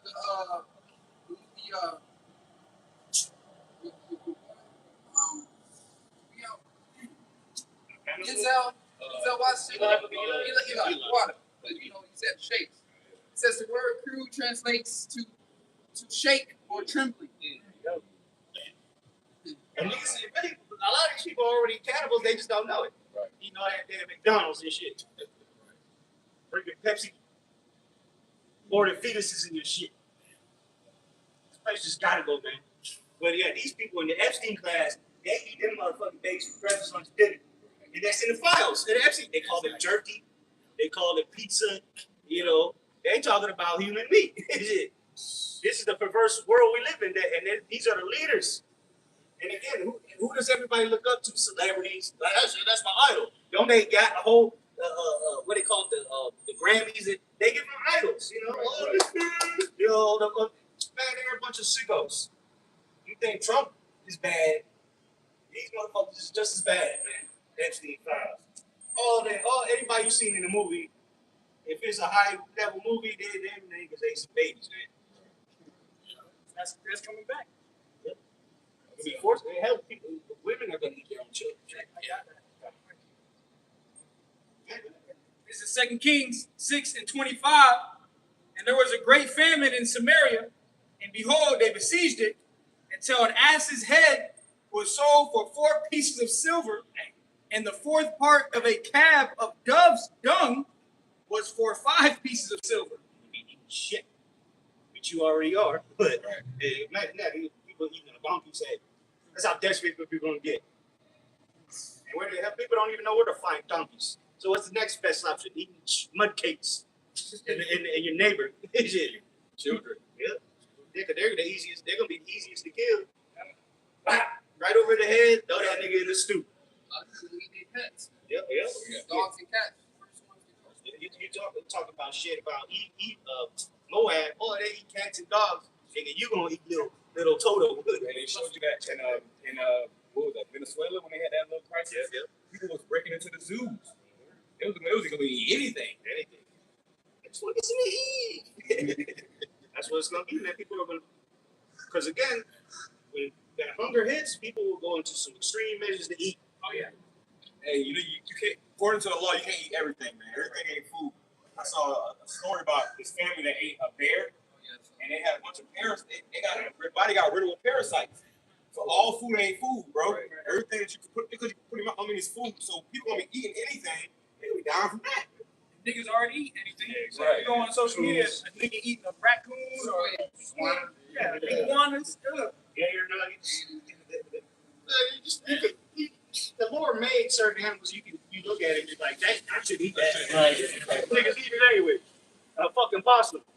Armadillo. Squirrels. Yeah, but again, the Lord might make it you can find them animals, man. Yeah. Because a lot of people are gonna starve to death. You know, and you might not even because when that body starts to eat itself from starvation, you're not even gonna have strength to run down an animal. Catch them. You become very, they call it lethargic. Basically, you want to do something, but you can't move. You have no energy. Yeah. Find a way. Or even it takes energy to digest the food too. So it goes to a point you're gonna try to eat, it's gonna keep coming back up. Yeah, you might not even be able to digest it. Throw it up. Your systems are failing. Yeah, once your organs start shutting down, you fucked. You ain't gonna be able to go to the emergency room or call Dr. Patel.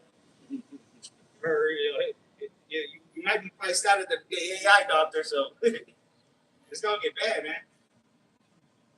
Again, we ain't not afraid of what's coming.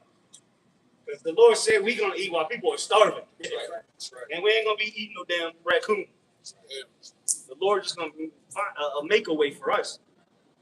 It's gonna be, he can just give us manna from heaven. He did it before, do it again. 2 Kings 6:26. And as the king of Israel was passing upon the wall, there cried a woman unto him, saying, Help my lord, O king. And he said, If the Lord does not help thee, when shall I help thee? That's what we're gonna tell you in that day. If you ain't right, hey, help me, can you help me there? Hey, the Lord ain't helping you. What do you want me to do for shit? Because the Lord gonna turn our discernment up. We're gonna be able to react. This motherfucker ain't worthy to be fed. Right. Keep it moving. Right. Or it might just put you to flight. Yeah, and the Lord doesn't want certain people to be helped. So even if they, no matter how bad they need it, we gonna be able to help you. They're not part of the elect, so right. Beat it. Can't sit here. That's what a lot of people are going to be turned down in that day. Yes. We're going to be doing a lot of turning down to women and scoff, not scoffers, but if you ain't right, we're going to be able to tell. The Lord's going to put it on our spirit to know who's right and who ain't. Yeah, we got that spirit now, but it's going to be even more increased. Or something might happen where you might want to help somebody, and the Lord just intervene and make it not happen. Like Strike them down. Yeah, immediately. Like, oh shit. Or maybe you do feed them and then they go about their way and still die. Because some people did follow the Lord just to eat. Them motherfuckers might be back here to get a meal just to get a missile. They don't truly believe. I remember this chick I was dealing with at one time. She said something that was heavy. She was like, "Don't nothing get past you." You know, you dealing with a woman and try to get shit past you. Like, dang. Yeah, he said, "Don't nothing get past you." And I said, "That's the Lord. It ain't me. The Lord get past the Lord." So in a minute, Lord, we're gonna be able to see through a lot of bullshit these last times. We already can. And we'll be able to perceive your thoughts like the Lord did. He said we're going to do the same works and greater. That was one of the works he did. Read people's mind. Right. So you're gonna see all your guilty, things you did. And the Lord said, "Nah, leave that motherfucker." Because when the motherfucker lying, they might be telling the lie, but in their mind they're like, "Hey, we got you. Hey, we're gonna hear that shit." And then repeat it back to you, and then have you super bugged out. How'd you know that? I think I heard you. Glory to the Lord. Yeah, but you just fucked up. Yeah. Then you just dropped that. Right.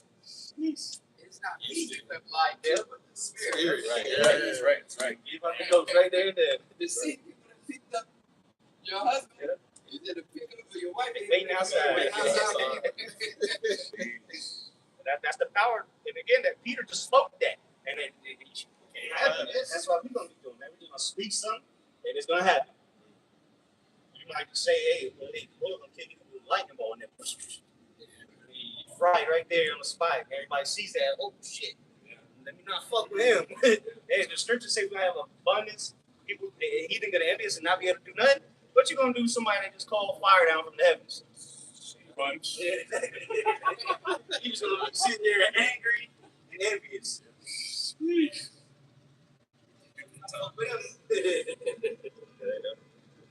2 Kings 6 and 28, last two verses. It says, "And the king said unto her, What aileth thee?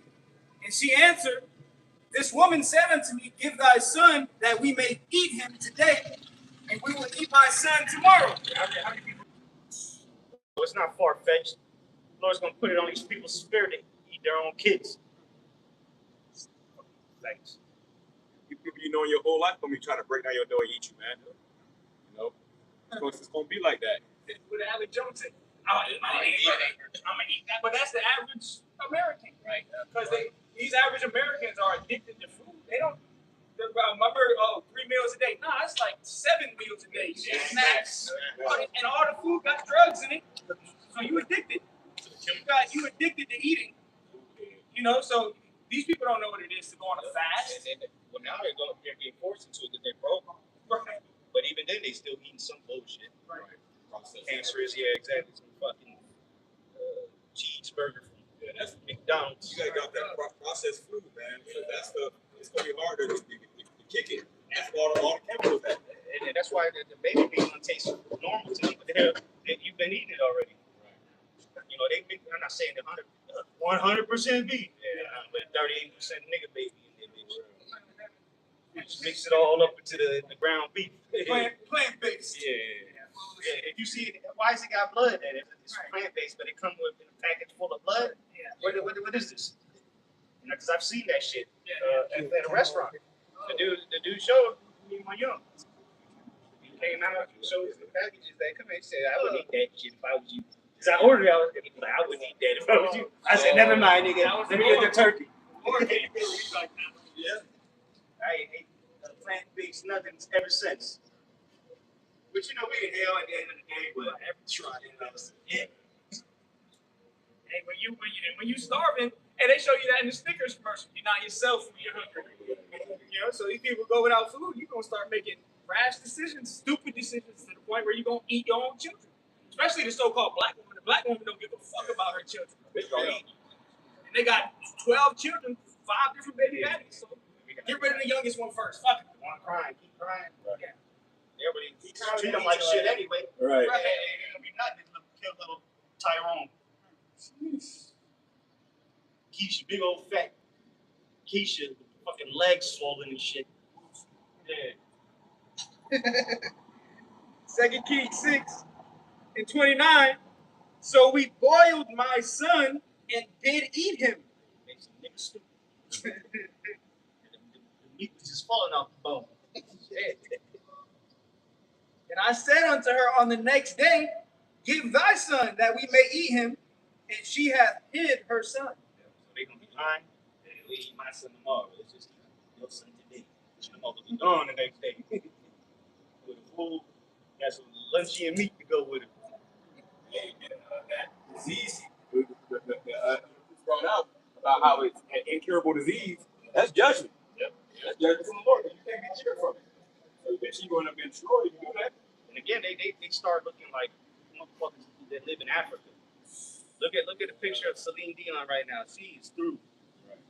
Look like straight up a skeleton with skin on it. no muscle mass, nothing. And that's They had to do that to get into that realm. And that's the only way they got to be Selena Dion. They had to do that to get into that realm, and now that shit coming to backfire on them. I mean, Esau ain't just gonna let you get this fame and praise, right? We gonna get fame and praise because we serve the Lord. How do they get it on the left hand side? Like doing atrocious acts, such as cannibalism, such as sexual imagine. And it ain't no regular sex I'm talking about. No, I'm talking about sex with minors, beasts, inanimate objects, orgies like they showed in Eyes Wide Shut. It's just a freak off. Diddy ain't nothing compared to what they really be doing, right? And these shindigs that he does. They try to make Diddy seem like the worst nigga on the planet. He's a sicko, of course. He was just a cuck. But compared to the shit that Epstein and the Epstein class does, and the celebrities do, like the high level celebrities, hell, even Denzel, all these niggas are sick.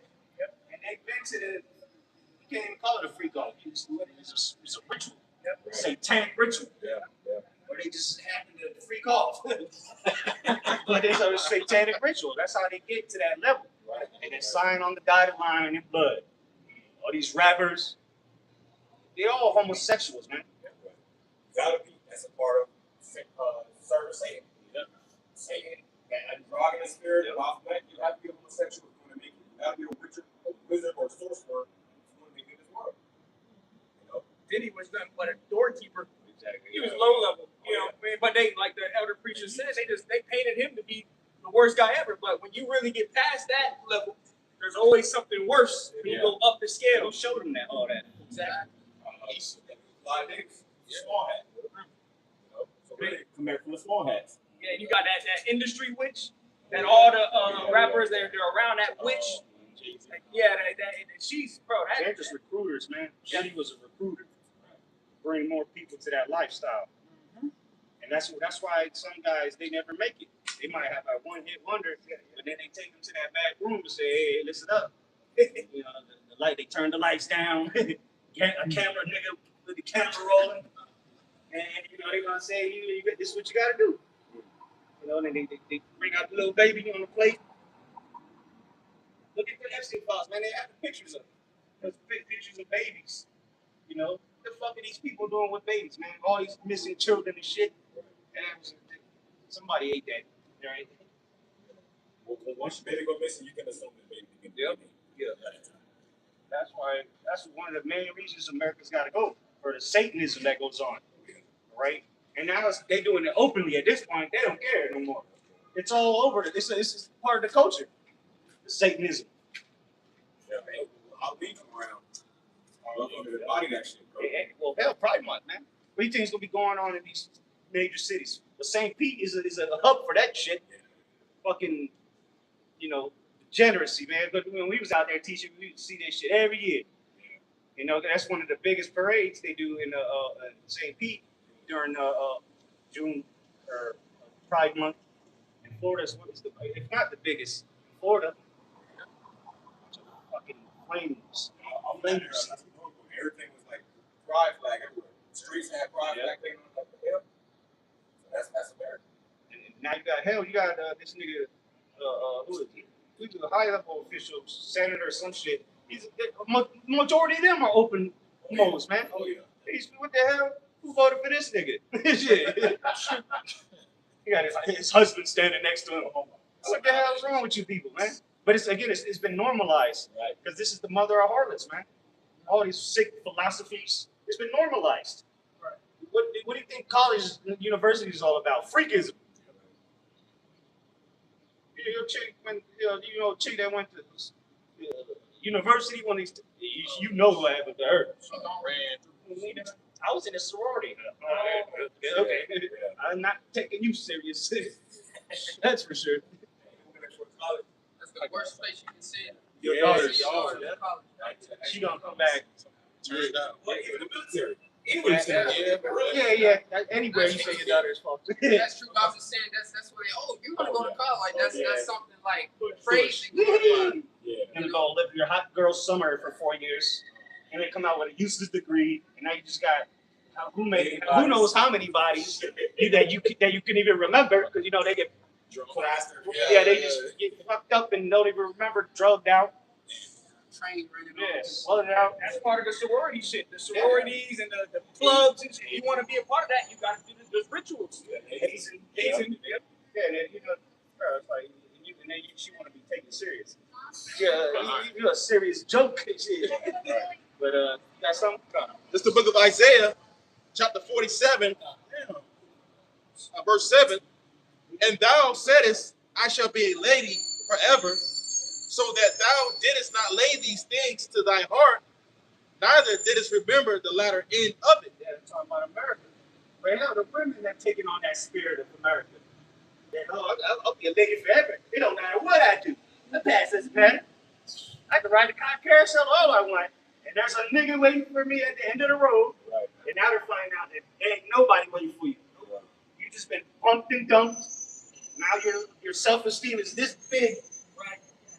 And you're crying yourself to sleep at night. 40 with no kids. Right. Or 12. And no man, though.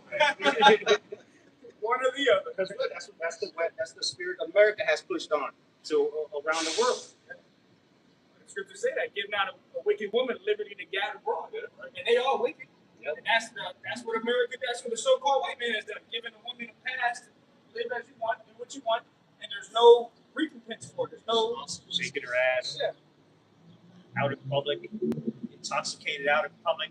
And somehow they think that's sexy. But again, he got simps. You know? But the simps ain't simping like they used to. Yeah, it's over, man. The nice guys are done. They ain't got the money. OnlyFans sales is going down. And then, you know, OnlyFans, at least there's bitches on OnlyFans, at least they're open horse. But these women just walking around the streets is probably bigger horse. You know? She just ain't recording it. Exactly. But I guarantee you, she said somebody got a new picture of it. Oh, yeah. And then they talk shit about a prostitute. But you doing it for free. Spies. You know what I'm saying? At least she getting it. Yeah, at least you get money. You're doing it for free. Yeah, when they say that, most freaking girls like church girls. Pastor's daughter. Yeah. She ain't gonna be on OnlyFans, but she damn sure going on OnlyFans. At least a hoe, like a real hoe, a prostitute is a little more humbler than the average chick out here that ain't selling pussy. Because at least she knows she a hoe. Wham bam, thank you, man. She take the money and go on about her business. These women, they just want to, come on, man. Right, again, they think they ladies, but they're not. They're far from it. With that princess treatment. Right. They're too far from that. Yeah, you're the only princess is a virgin, all right? That's the only time you treat a woman like a princess. But you know, you got women, you got to deal with them. But you know, in the kingdom, we ain't getting no secondhand goods. Right. They don't got multiple personalities. Yeah, DNA. All that DNA. That's why one day she acting like this, and the next day she acting like a completely different. Like, where the fuck you Shit, learn that that from? same day. The same day, 10 hours different. Switch up quick. You know, that's why the average woman is like an emotional roller coaster. Yeah, that's why they need guidance, man. These women need guidance. If not, they're gonna fall for the ways of Babylon, man. A woman with no instruction is headed to destruction. Self-destruction mode. Self-destruction. These women are constantly on self-destruction mode.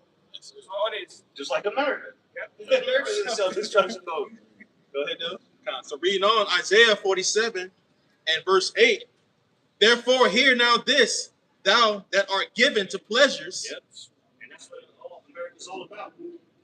People just looking for pleasure, chasing after lust, not chasing after the fear of the Lord, not trying to serve what the Lord wants. It's all about pleasure in themselves, especially these women. Oh, yeah. They're giving them some pleasure. That's what the Lord's gonna give you up to your own delusions, man. You want to play the harlot? Well, hey, you might get raped to death very soon. Right. You know, hell, that's the fear. You niggas gonna rape you so you can't move no more. And then eat you. She that liveth in you know, that's actual spirit. And now these women that's why when you see a woman, she's dead, bro. Like that's death. She's indulged in death. They just love pleasure, bro. You know, and that's how you keep her. That's how you want to keep her happy. It's fun. Just say she is giving the pleasure is dead. She lives. So like the Lord said in the last days, people shall be lovers of themselves. Well, that's part of that. That pleasure, man. The pleasure in the pleasure palace. Yeah, okay. That'll lead you to a missile. Shit. Right. Because these women love to pleasure themselves too. Right. Yeah. They got all these sex toys and shit. Oh, Yeah. Just machining themselves to death. And that's why you can't please them. Yeah. You ain't there going ham. She just shit. She got dildo the size of your arm and shit. Hey, what the hell? They came out and said how those toys they Desensitized them. Yeah, and it's electronic, so you make EMF Man, waves. oh, It's a vibrator. Right. You wonder why you can't nobody can do that with you no more. Right. I can't compete with I that. can't feel anything. She can't feel anything, and I can't feel anything. Right. Wasting your time. It's like throwing a hot dog down the hallway. She got the jackhammer at home. They take the the D batteries. The big fat battery. Yeah. And then she talking about, I don't need no man. And remember, the toys are like latex or plastic, so if she poisoning herself, now she can't have kids. Fuck their own shit up. Swimming her through. But they think that makes them strong and independent. The devil did a good one on you women, boys. Oh yeah. I told that to this chick a couple days ago. I said, God damn, feminists got you good. She can do nothing but agree. But shit, at this point, you gotta see it. Take a look in the mirror. Shit. You believe all this bullshit because you've been indoctrinated. In school, through social media, now these women, that's why they just gotta be humble, man. Right. Now there's a lonely. Now you Lonely go, epidemic. yeah, you go to a club or something, it might be 2 men in there, 50, 60 women, So, because nobody want to deal with your ass no more. You go to the bars, Right. women just sitting there talking to each other. Right. No nigga coming up to you. Miserable. For what? We already know you a hoe, that's why you out here. You Hey, you gonna play hard to get, bitch? Get out of here. Go back home. To the jackhammer shit. get all dressed up, take 2 hours to get ready, go out just to turn down men. Yeah. Then you go home and you crying like you need a man, like you through. You bugged out. That's why nobody want to deal with your ass again. But that's why, especially men of the Lord ain't dealing with it. We just gonna wait for Isaiah 41. When that happens, women that are gonna be in order, silent, loving, Begging. begging. Begging. Right. Yeah, that's why chase after the women when we know they're gonna be begging us. Right. And we gonna do what you then say it. Going back in Isaiah 47 and verse 8, therefore hear now this, thou that art given to pleasures, that dwellest carelessly, that sayest in thine heart, I am, and none else beside me. Again, that's America. That's the spirit America is in, that gray whore. Which again, that's why these women are gray whores. And read that last part again. That's literally the mentality of an American woman right here. Women all over the earth are thinking like this because America has spread that wine. But here in America, that's why you got the passport bros, man. These niggas with money just leave. The kid gets a woman that's gonna actually respect me outside of America. A lot of these women outside of America are ready to share a man too. Oh yeah. Well, shit. Now women here are starting to realize, I gotta share them. But again, they're still proud as hell. Finish up the last piece. It says, that dwellest carelessly, that sayest in thine heart, I am, and none else beside me. Like diamond in the dirt. They just so special. Man, you the same as the next bitch and the bitch after her. They all think the same. They all act the same. Some just different degrees of it. But the black woman, she's bar none, but not in a good way. Well, it's because of that hive mind that Babylon put on them. So these women, they all really just copycats. They all just copy each other. Every new trend they do, they all do that shit. They all just copy each other. They have no real brain of their own. You go to Miami, well, shit, even here in Tampa, but go to Miami, bro. That's an international hub of horse. Yes. And they all look the same for the most part, like they think they're so special. You look like the 3 other chicks just on the street. Right. Got the wigs, the big nails, the nails. And they say, if you got a BBL, I'm sorry to tell you, but you're just gonna be entertainment. That's the life. Shit don't even move. It don't look right. It don't feel right. But and now you just got a grown cancer in you. And a lot of them end up rotting away and shit. Because you put a foreign object in your ass. So what the hell do you expect? Then she's got lip fillers. It's overplayed. It's played out. And the average guy is sick of it. How much more the Most High, man? But again, the Lord did that purposely, though. Made America that great horde. And then the greatest hordes on the planet are in America. Right? Isaiah 47 and 8, finishing off, that says in thine heart, I am, and none else beside me. I shall not sit as a widow, neither shall I know the loss of children. Yeah, that's what America thinks, man. Because they ain't been touched like these other nations have. Well, we ain't gonna be no widow. We ain't gonna have mass casualties. Well, you're gonna find out the hard way that shit is coming quickly, and ultimately the thermonuclear destruction, where hundreds of millions of people will die in 1 month, in 1 hour. Verse 9, but these two things shall come in thee. But these two things shall come to thee in a moment, in one day. Yep. Like a thief in the night. That's how destruction's coming to Babylon. The widowhood and childhood. When it's already going to begin, it's going to start before the missiles, right? Because men are about to be drafted hard. They're going to die in the wars and the famine. So it's going to be a lot of single women out here. All right, not independent though. They ain't be strong and independent. They're gonna be just single. They're gonna be singled out. By these sickos that are left behind. Unless the Lord have mercy and lead you to one of the men of the Lord. But the odds ain't in your favor, realistically. But we don't need none of you women in America, man. Yeah, right. Yeah. Been polluted. Yeah. Unless you. That's why the Apostle said, man, we're gonna get them out. They're the less polluted ones. Even they polluted, but they're the less polluted. Exactly. The rest of these women coming out of the element, they're gonna be gone with the elements. A lot of them.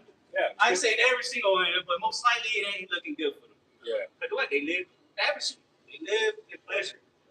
When you living in the element, you a hoe. Right. Most likely. Yes. Ain't no way you paying for that $3,000 for a studio. Without a man? Right. Yeah. No way. Come on. Yeah, exactly. Come on. It's a high, one of the highest condominiums as far as like rent wise in Tampa. And she ain't got a job. She's living in the element. You know what she do? Right. No F. Or back dating, whatever you do. That's why we see them every week. Coming out in the Uber with a bag. She got a big old bag with her. Right. Different guy every week. Yeah. You know, same girl coming out with different guys. Damn. The whoredom. Yeah. This is the Let's do it. anything that is attractive somehow. Well, they already know they ain't gonna be wives. They already know they ain't worth shit, so they're gonna just get it how they live now. And that's the spirit America put on them. And again, it's about to be a curse for a lot of these women. Niggas gonna want to rape you first. Oh yeah. A little bit more. This is Isaiah 47 and verse 8. Finishing off. And it says, but these two things shall come to thee in a moment, in one day. The loss of children and widowhood. Yeah, so you're gonna lose your children. It's gonna come a day. People here in America gonna start losing their children, man. It happened in ancient Egypt, and it's gonna happen again. You're gonna have people that's gonna be literally, their children gonna be dying and gonna have to eat their children. So that's how bad it's gonna get in this country, and that's when people gonna start to realize how serious it is, that what the message the prophets was telling them.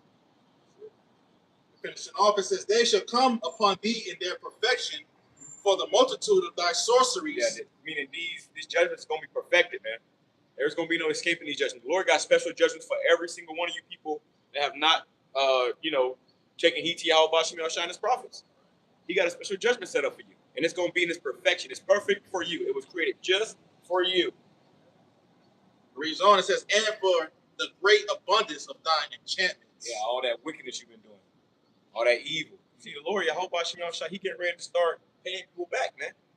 You've been adding up a tab, and now it's time for the Lord to start, paying that off for you. Yeah, so man, and as this place continues to fall apart, those are the faith, the believers, as we come out here and prophesy, all right, us on this side, and then you have the believers on the other side, all right, looking for hastening unto the coming of the day of the Lord, all right, we're gonna go through these things too.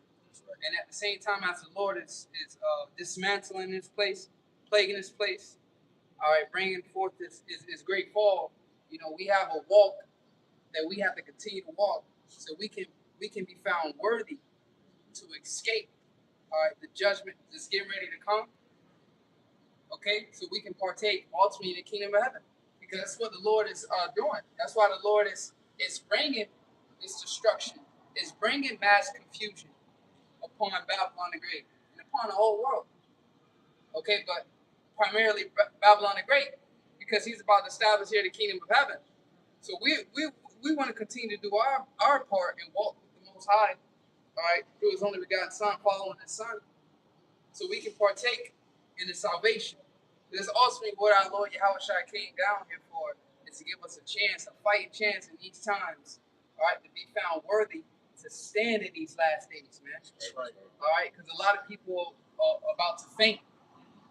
You know, faint heart, everything that they trusted in, everything that they labored so hard for, it's now falling into pieces. It's in shambles, and they're starting to realize that they actually built their house on sand and not on a solid, sure foundation, which is who you call God, right? You're gonna realize that you didn't establish your life and build your life on a sure foundation, on the true power. Okay, get that. Start from the top of the chapter. This is 2nd Ezra chapter 7 and verse 1. When I had made an end of speaking these words, there was sent unto me an angel which had been sent unto me. And that's how the Lord works. All right, an angel is a messenger. All right, angel can be you can categorize on the right hand side or the left hand side. Come send you a good message, or the Lord sending judgment to you, man, to bring forth some anger. All right, to bring forth some vengeance. Okay, you can get this scripture. Yep, that's right. Go ahead. And the angel said unto me, Up, Esdras, and hear the words that I am come to tell thee. And I said, Speak on, my God. Then he said unto me, So these are the messages we get from the Most High, and you got to believe that. These are the words we're getting from Yahweh Shemiah Shai. That's why we say from our apostles on down, okay, we've been speaking unto you the words of the Most High. What was Yahweh Shai? Yahweh Shai being the head apostle. So the apostle, means to be sent forth. Yahweh Shai was sent forth directly from the Father, man. So Yahweh Shai, this is Yahweh Shai's apostleship. This is Yahweh Shai's ministry. Yahweh Shai embodied what an apostle is. It means to be sent forth. He was sent forth directly from the Heavenly Father himself with the words to give unto you. Yahweh Shai was literally the word of the Most High, man. So, again, we in these times, you're seeking for guidance. You're seeking for, some safe haven. Well, you got to embrace the pain, man. You got to embrace the instruction that Yahweh Shemiah Shai, Yahweh Bahasham, Yahweh Shai has set up for you. If you be a so-called Negro, Latino, Native American. And also if you believe, because if you believe, you are an Israelite, man. Okay? So if you believe in the gospel that we preach, the truth, all right, well, it's a certain criteria that you have to meet to receive the salvation, to receive the good things written within the Holy Scriptures. And it takes a lot of purification. All right? A lot of people, they come to the Most High, they come to hear the truth. And because it doesn't line up with their lusts or their pleasures, all right, that ain't the way. That's not the way to the kingdom. Well, we here to tell you, this is the way to the kingdom, man. The straight and narrow. All right? The skinny. The difficult path. The road less traveled. You can get that for me real quick, bro. Shout out that precept. Sirach. Oh, the one that you was called. Okay, God. This is the book of Sirach, chapter 19 and verse 5. Whoso taketh pleasure in wickedness. That's not it. Hold on. 1 second. Yeah, and they got a saying too that the pathway to heaven feels like hell, and the pathway to hell feels like heaven. Right. So people, going into the Broadway, living their best life, even though it's easy, it feels good, it's really leading to death and destruction. But the pathway that feels like hell, sacrificing your life, that's what's gonna get you to heaven. The hard pathway that only few is gonna find the right path. Go ahead. So this is the book of Sirach, chapter 19, verse 5. Whoso taketh pleasure in wickedness shall be condemned, but he that resisteth pleasures crowneth his life. Yeah, because he that resisteth pleasures crowneth his life. So what does that mean? right? Because in order to come serve the Lord, you have to deny yourself, right? So your pleasures, your lust, your desires, okay? We've been put in a body that has its temptations, has certain things it likes, has certain things it's addicted to, has certain desires. You have certain influences in your life, or whatever the case may be. But the scripture say, "He that resisteth pleasures crowneth his life." Because you gotta understand, serving your belly and serving the flesh, that conflicts with coming serving the Lord. That's a conflict. You only can serve one.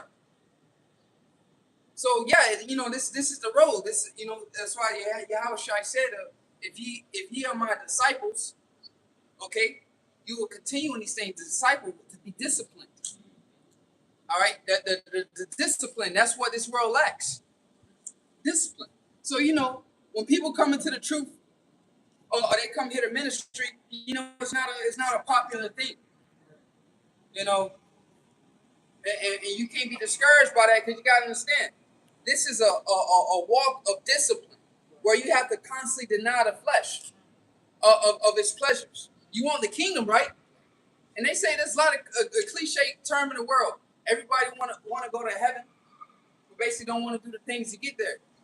Well, this is the true way, and we have the greatest example lined up in the scriptures with Yahushua when he came on the planet Earth. All right, that's why Yahushua said, "Learn of me, for I am meek and lowly." Learn of Yahushua, because Yahushua, the Son of the Most High, who the world only calls Jesus Christ, he showed us the way to get back to the Heavenly Father, man. He showed us how to conduct ourselves. He showed us what it took. Well, he said, I am not sent. I'm here to do I have meat, basically, to the will of my Father, man. Brothers and parents, a lot of scriptures in my mind right now. But, my meat is to do the will of him that sent me and to finish. Okay? So when we come to this truth, we got to be about our business, man. So you got to put off the pleasures to crown your life.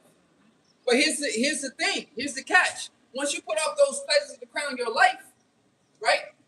Well, King David said, "In thy right hand is pleasures forevermore." So you're going to get the pleasures, but you're going to be able to enjoy it forever. Well, you got to do the things necessary to get there. It's just not going to be given unto you. Again, considering our Lord Yahushua, man. He was there with the Most High in the beginning. It tell you that in Proverbs, the 8th chapter, where he said, "Before you established the earth, I was there with thee."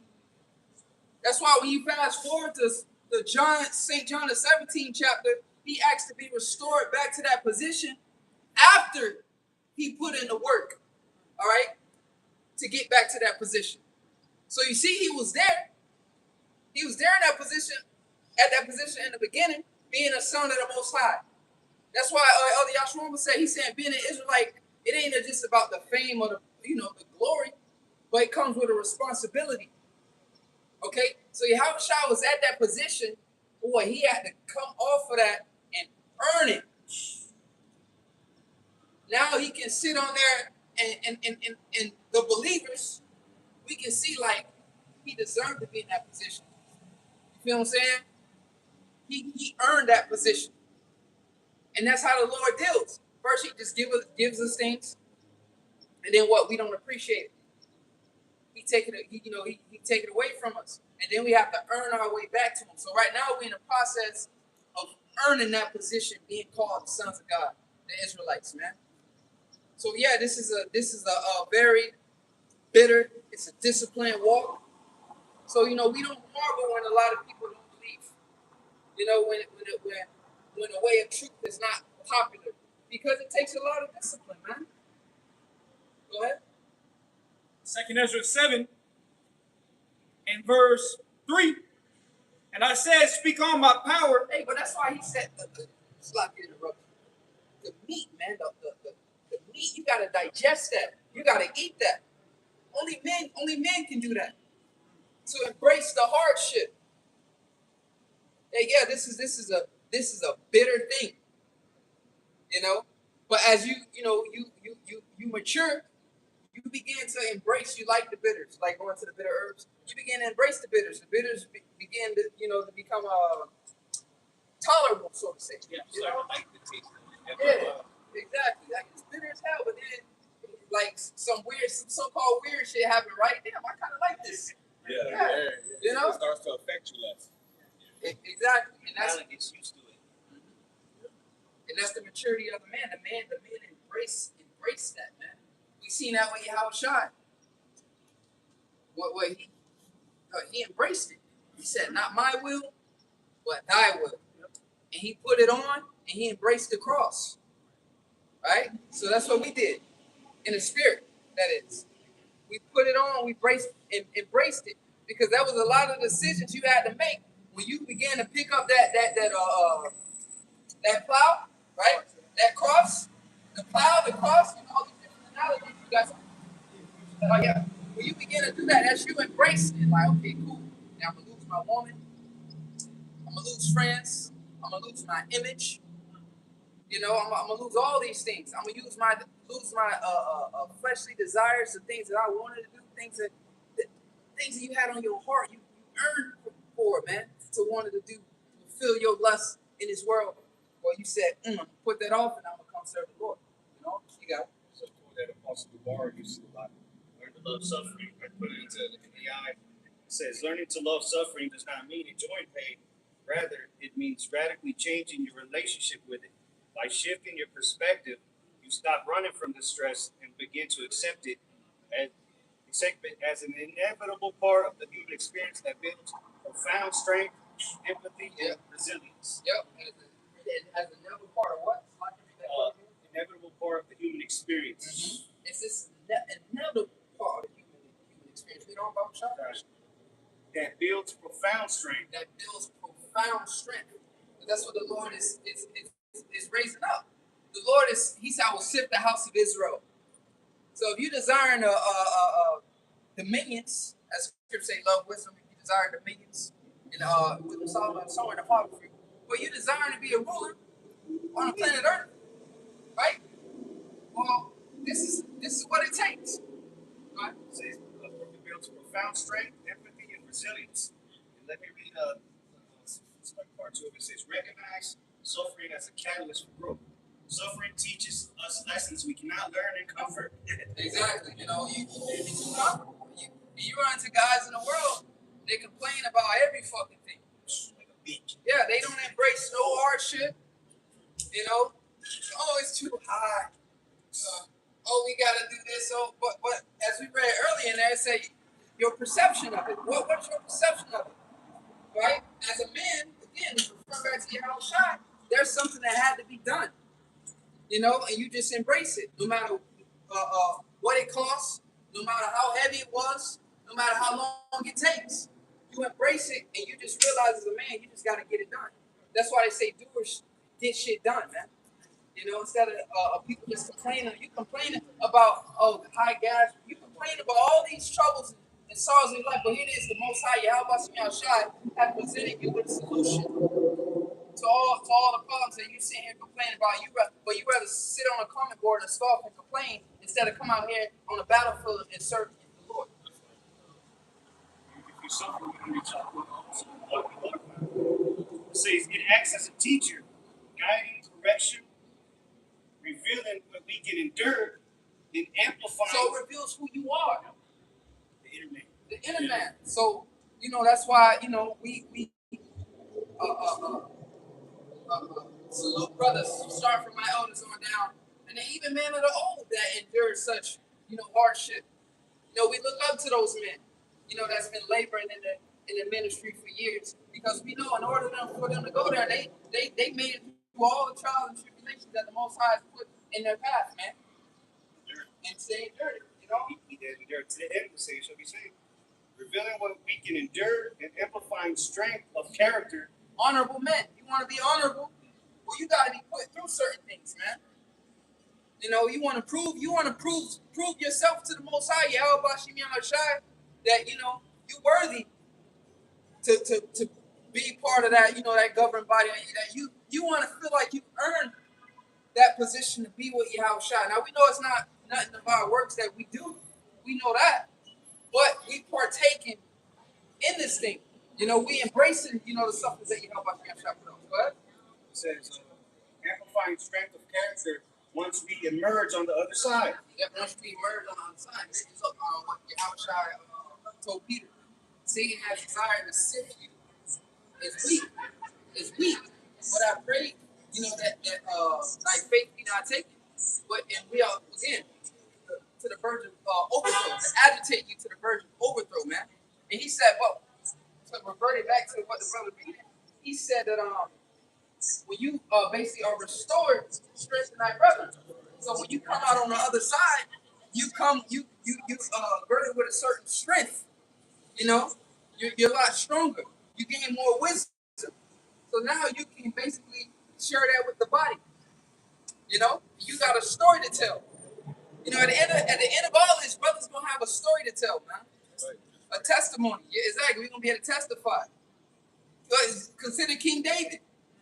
How you think he was able to say such words as I have been young and now I'm old? I believe of King David, if I'm not mistaken. And never I seen the righteous forsaken, no his seed bearing bread. It was King David. So how you think he was able to say that? Well, the Lord put him through a lot of things, man. We read about the hell that King David went through, how the fall of King David, how he fell, right? But the Most High had mercy on him and held him up. And he said, though which is listening to it on the way here. He said, though the Lord afflict us, we will not depart from your ways, man. You know, and that's that resistance, because as you going towards that finish line, yeah, that hell is gonna come. So that's an indicator. That's a good thing, letting you know you're going the right direction, man. Okay. See, without enduring hardship, it is difficult to develop deep maturity or profound understanding of others. Exactly. So it's plain and cut without enduring hardship. So, you know, this is just an exhortation for brothers to continue to embrace the hardship, bro. You know, because it's about to get a lot worse. You know, you talking about budgeting this, things getting like that, or whatever it is, you know, you're going through, the fiery trials. You know, we all got our things collectively that we go through, but we got to continue to embrace these things, man. Because you're going to see why the Most High put you through those things. All right? Because when heaviness and trouble come upon the people on the planet Earth, right, you're going to be able to stand in that day through the Spirit of Yahweh Shai, all right? Because your faith is being tested, it's being fortified. You got it. Hey, I was gonna say too that even you just said it perfectly. The word test goes into, when you go into etymology, it goes into where precious metals are tried, and you know the men of the Lord are gonna be found out to be like fine gold. And for that fine gold to show forth, we gotta go through trials and tribulation, a lot of hardship and experience. You know, That's what anything, as the scriptures say, the Most High, Yahushua has purchased us with his precious blood, right? You wanna know whatever it is that you purchasing, is it built? You know, is it of good quality? You know, I ain't just buying no bullshit. I wanna, you know, you do your research, you read about it, you read reviews, you know, you examine it. Because before you put your money on it, you want to make sure you buying something of good quality. You know, you want to take it on a test drive. Whatever it is that you're purchasing, you want to make sure that it's qualified, man. You know, that's why they got a thing, you know, quality control now is bullshit. But at one point, it was a thing called quality control. Because why? That brand had a name, right, that it had to uphold. So it would go through quality control before it made it to the shelf. So you could buy it. It would go through quality. They'll check it out. They'll test it, right? Okay, it lives up to its stance. And then you put that product up on the shelf, and it's worthy to be bought. So there's no difference with Yahushua. The scripture say Yahushua has purchased this church with his blood, man. Right? So if you want to be proven, right? Yahushua got to prove you. If you can get somebody grab that Yahushua gonna try us with fire. When John spoke about it, it's one that should try you with purify you with fire. Paraphrase. He said I baptize you with water, but it's one coming. You don't talk about it. Yep. Go ahead, sure. Hey, that's real quick. You got It's like that insurance. That's what manufacturers do with like cars, right? How are they able to say, oh, the car can do this, but they put it through the ringer? You know, they took one and then they tested it to the limit. You know, like, okay, now we can put this seal of approval on it and say it has all these attributes. We actually tested it. It's the prototype. Now you can replicate that model that you built. Now you can mass produce it. That's how that works. Now you can mass produce that design. You can mass produce it now because it's been proven. And that's basically how Shai made it. Because why we want to be conformed to the image of his son. So what now? He's a prototype. So now we're being produced to match and to be as Yahweh Shai, man. That's what this ministry is doing. So Yahweh Shai, that's why you go into Hebrews the 13th chapter where it says, if thou wilt chastise the sin of our sons, because why we're being as Yahweh Shai was, the Most High chastened him and approved him and found him honorable, worthy, water to sit on the right hand. You know, Author and finisher of it. Yeah. The first one that did it, and he perfected it, the Alpha and Omega.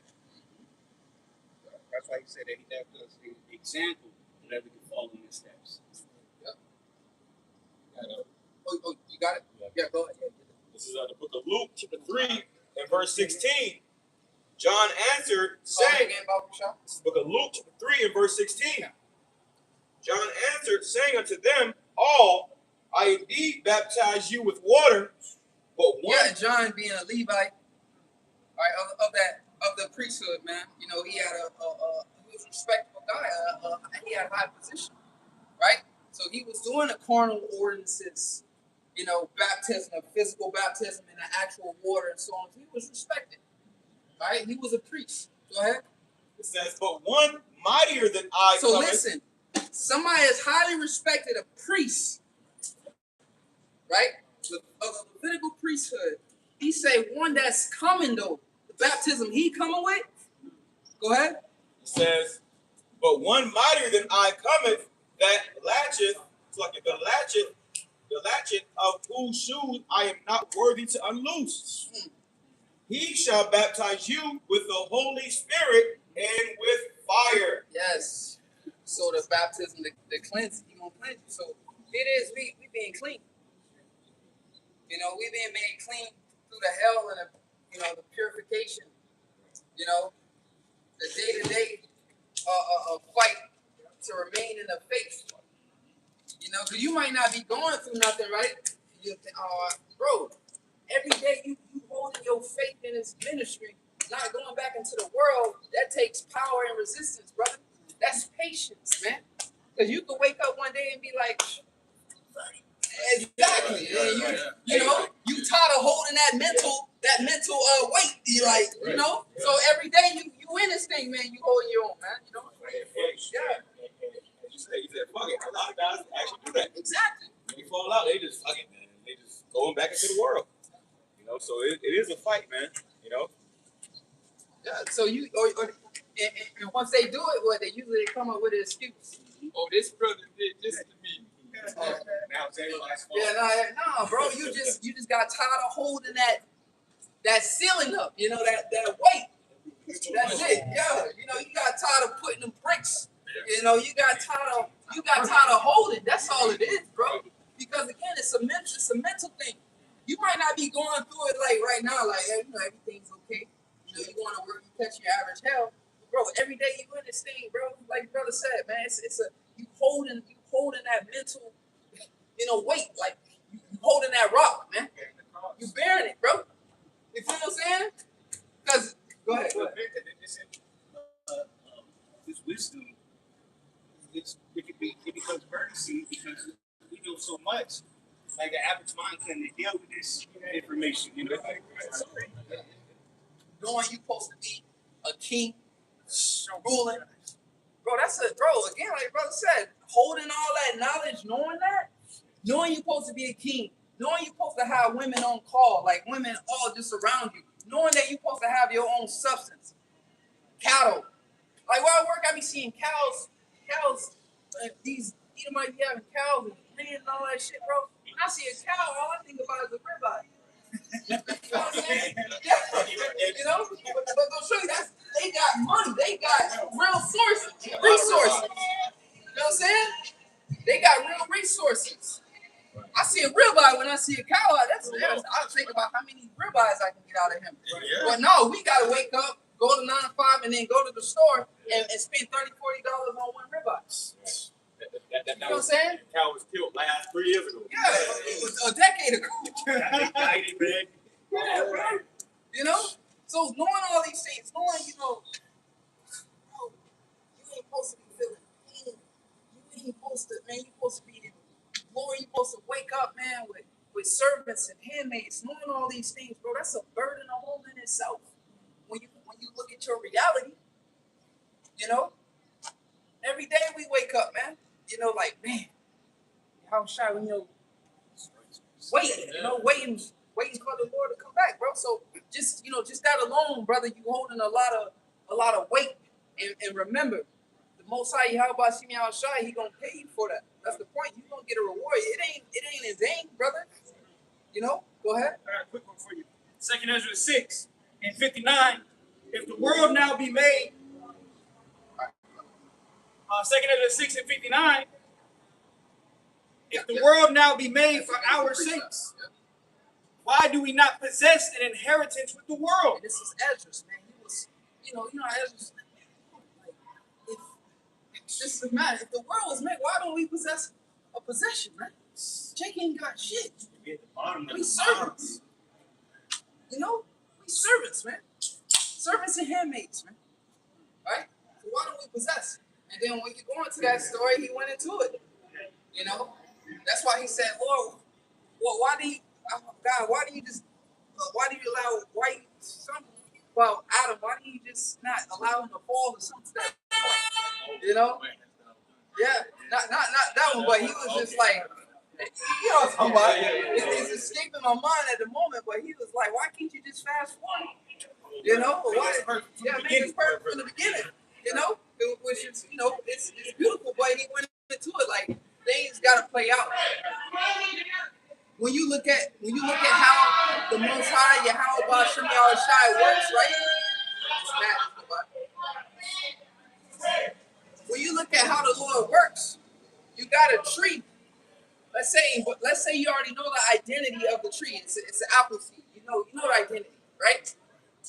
Even though you know it's an apple seed, eventually, it's going to go into an apple tree and it's going to bear fruit. You know that, but at the same time, you still have to put that seed in there. Water it. It's going to take years for it to grow, and then for it to finally produce the fruit. That's the point. Like, yeah, you know what it's going to be, but you still have to wait. That process still has to go through. It still has to. That's how the Lord works. That's how things manifest in this room. And with great labor have I made it perfect. That's what it takes, labor. And that's what the Lord's put us, because if he would have gave it to us to begin with, we wouldn't appreciate it. You said at the beginning. You earn something you appreciate. You have to fight for it. That's why you don't just become a champion after your first fight. You got to go up the ranks. Yeah, you're going to have to suffer. If you ain't been tried. You know, it's a beautiful journey. You look at people's fights and found they don't. Oh man, I remember that dude gave him a hard time, but he found some way to develop the skills. It takes to be a champion. He found a way to win. That's why when you go into that word champion, it basically describing Yahweh Shai, bro. Yahweh Shai he's the people's champ. Who the people? Israel. He's our champion. We have a champion now. Yahweh Shai. Like the Philistines had Goliath, right? Our champion is Yahweh Shai, man. You got it? 2 Ezra 6 and 59, the latter part, it says, how long shall this endure? So how long shall this endure? Ezra is here today, or he was here this present time.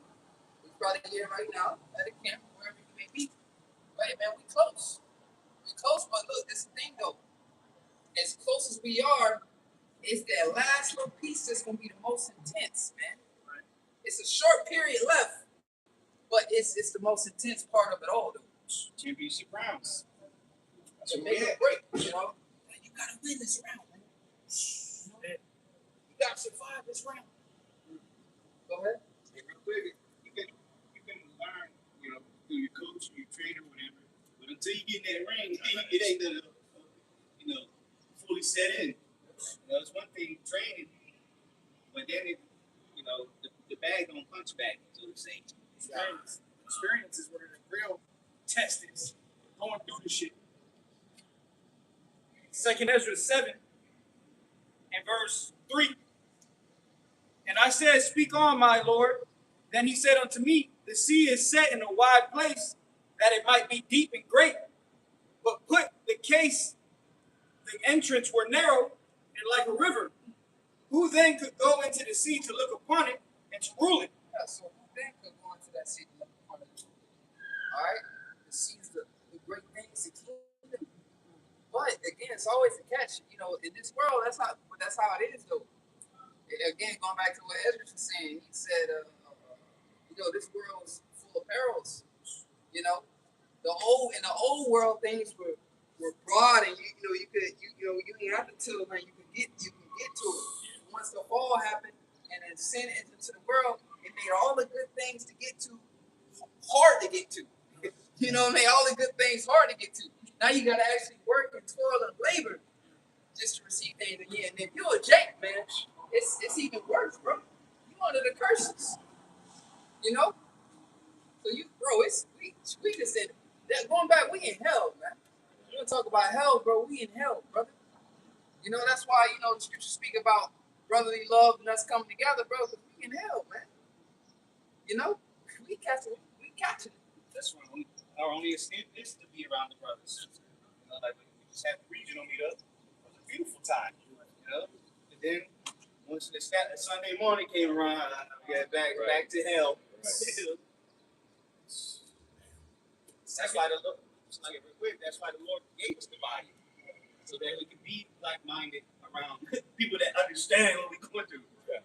You can't have conversations with these people in this world, man. You try to talk to them, and they don't get it. They don't understand. Even if they're believers, you're not out there on the battlefield. You're not going to get it. Right. Like on the level that we understand this. But you're not on the battlefield. There ain't never been a war. They bear each other's burdens. It's beautiful. To talk to somebody that actually understands is a beautiful. It's like a weight off your shoulder a little bit. Yeah, it's comfort. 2 Ezra 7 and verse 5, the latter part, it says, If he went not through the narrow, how could he come into the broad? And that's just a common sense question. It's like it's just logic. If he don't go through the narrow, it's just like it's no way around it. The entrance of it is narrow, brother. It's straight. You want to get to it, yeah, you can get to it, but you just gotta go through that narrow entrance. And the narrow is representation of difficulty. Right. It's difficult. It's hard to get through it. Right. You ain't just finna just wave your hands and skip through it, man. Right. It's a representation of the difficulty, man. Like you look at rivers. A lot of these rivers are narrow, but they lead to the ocean. But before that water could get to the ocean, it had to go through that narrow pathway. That's like us. We going through that. We got to go through the narrow, straight gate. Because acceptable men are tried in a furnace of adversity. That's how you're going to be accepted. There's only one path, and it's the path of difficulty to the kingdom. Exactly, man. We gotta, each individual brother, we gotta earn it, man. That's right. The Lord's gonna test all of us. He's put us all through it, man. Like trials. To be on the team, you gotta make it through the trials. 2 Ezra 7 and 6. There also is another thing. A city is builded, it's set upon a broad field, and it's full of all good things. And that's the point. It's full of all good things. And that's what entices people, right? At first. Right? You tell them, man, it's a city full of all good things, brother. And then your mind, when you use something like that, your mind is limitless. Right? Full of all good things. You just think about endless whatever, bro. Like water, food, resources, spiritual powers. Like your mind is endless. Right. And that's what gets you that I'm gonna go get that. It's no different from when you see something out of the world. You see a nice car. Ooh, that car's sweet. it's fast, it's, whatever it is that you like about it. So you put in the work, and you go get it. Well, it's no different with the Lord. The Lord ain't just gonna just give you the kingdom, right? And we talking about something that can't be compared, man.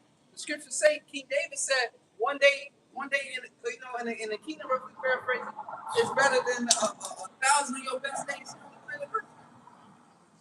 You know, and that was using like a understatement, so to say it can't even be compared, man. You know, it's like immortality in the kingdom. You ain't gonna feel pain. I'm pretty sure on your best day, on that best day, you probably stumped your toe on something. Still got a knee Yeah, that knee was hurt. Yeah, you probably had a little headache, a slight headache, or whatever. Bit your tongue, whatever the case may. Spilled your drink. Well, a lot of people, when they go on vacation, they end up getting sick when they get back. This is hell. Temporary. It can't be compared, man, to the kingdom. What again?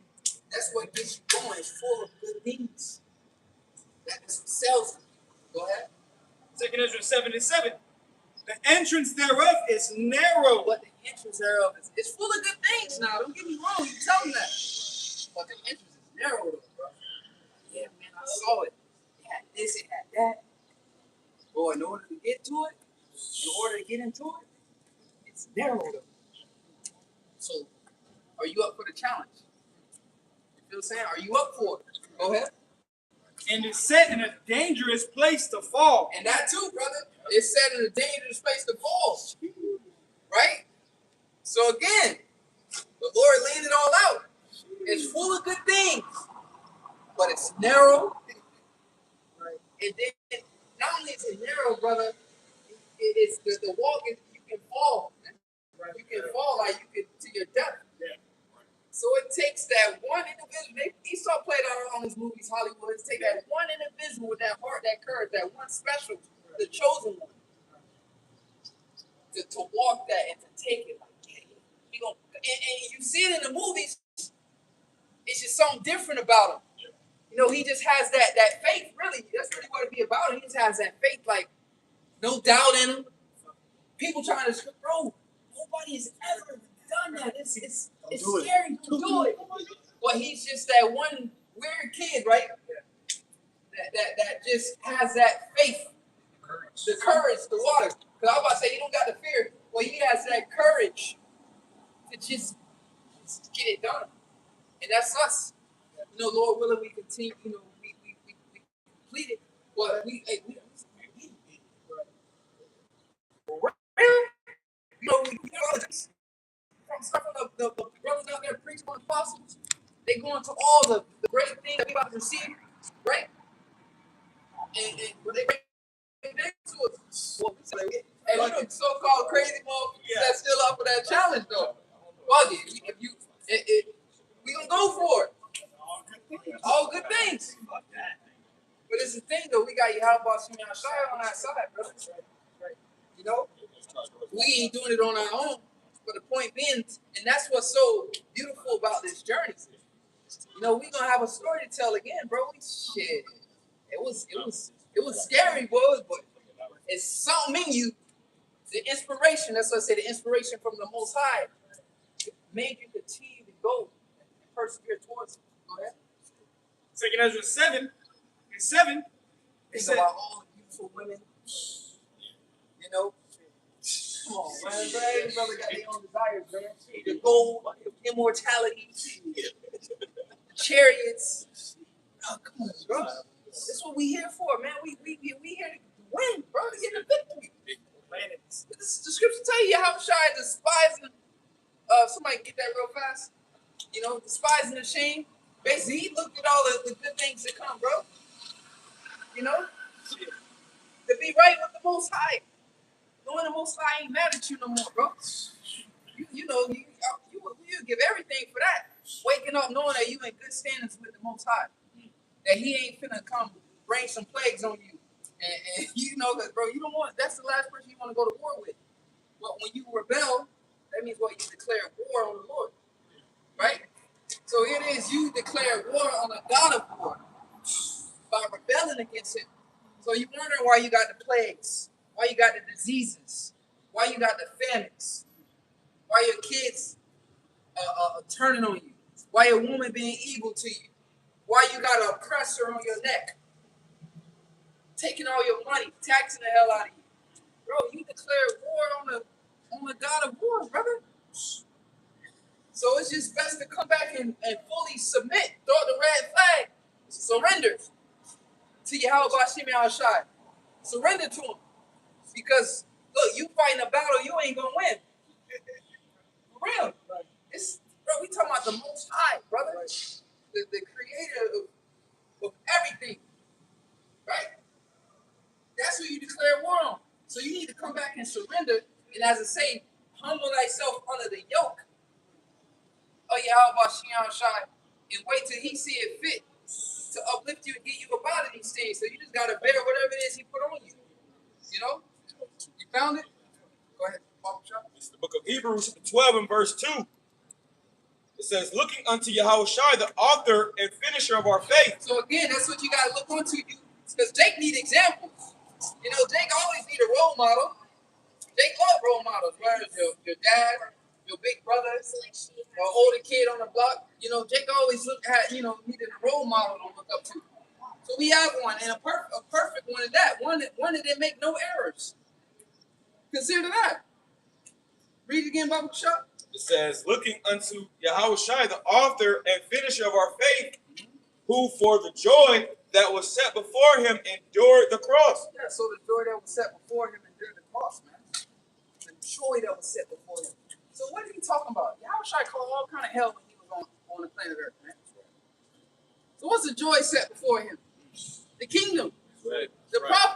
Which was the prophecy, things for to come, things to come. Right? So he was catching hell in the present. He said he had nowhere to lay his head. But looking forward of the joy to come. The kingdom, man. People understand who Yahushua was, man. That was Solomon.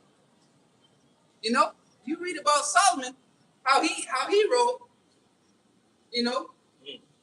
Come on.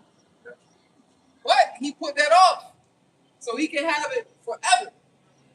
Because we all know the conclusion of the matter, when he was Solomon, he found out that, hey, I'm going to die eventually, and I'm going to leave all this to the next man. And he might be a complete idiot or moron, and all the labor that I put in to get all this, he just going to blow it. It's all vanity. Yeah.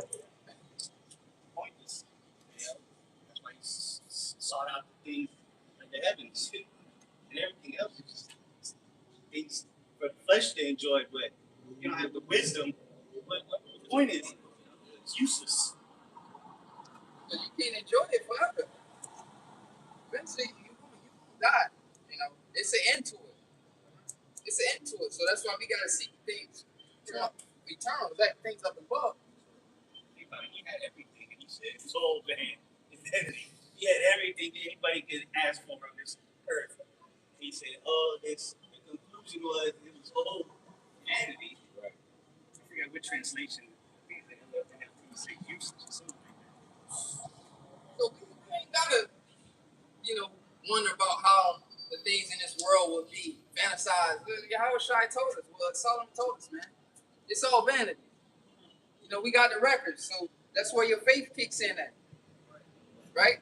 So brothers shouldn't be mourning about how they missed the world and meditating on what if he was a millionaire and how things could be, whatever the case may be, bro. Solomon already went through it. He told us that it's all vanity at the end of the day. But here it is, we at a position now though, where it's a transitioning where the Lord is about to bestow all those good things upon us, man. You know? That's where we headed next, bro. That's why, it's an exhortation for brothers just to continue. Because those things are coming. But shit, after we close out, it's back to reality. So the day-to-day meditation, the week after week until the Lord, turn this thing up and get us up out of here. But hey, that's why I say those in trouble rest with us. This is the gospel. This is the good news. Exhort one another daily. That's all Scripture speak by a daily exhortation. Because we in the flesh, bro.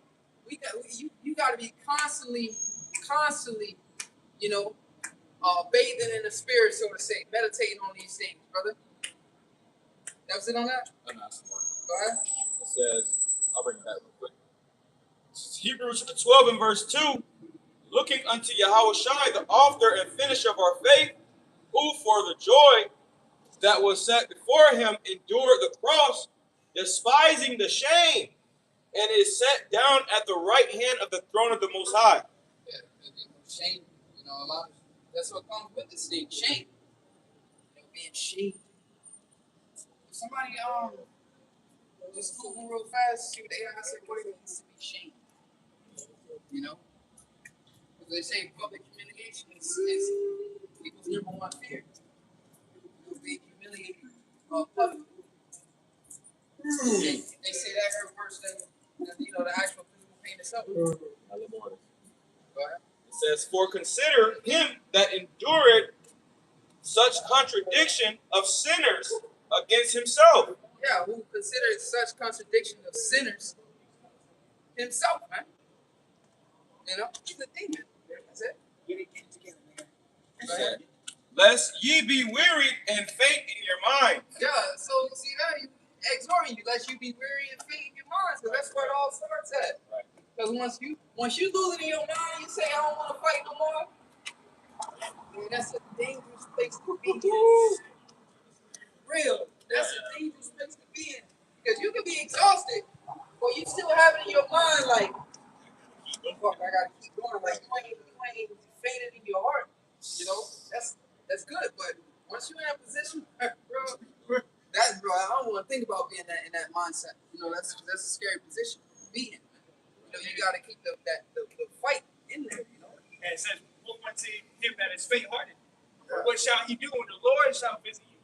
You know, no man putting his hand to the plow looking back is fit for the kingdom. So you give up. First of all, you're going to bug out, eat a missile, and you're going to get that shame, bro. Like, fuck all that, bro. And there's nothing in this world what are you looking back at? Yes. you see it in I remember that one movie in forgot what Batman it was, but Bane was fighting Batman. He was like, I wonder what will break first, your mind or your body. He was beating him the hell up. But as long as your mind don't break, he can break your body up. But as long as your mind don't break, the body gonna heal itself. Eventually gonna recover. So Holy Spirit, who can bear it? Exactly. The Holy Spirit who can bear it. That's why we heavily depend on Yahushua, because Yahushua is what keeps us sane, keeps our sanity, man. Right. You know, we gotta continue to lean on Yahushua, man. He keeps us whole. He keeps us in this thing. You know, that's the source that though our man perish, yet inward man is renewed every day. But Yahushua is continually renewing our spirit. Right.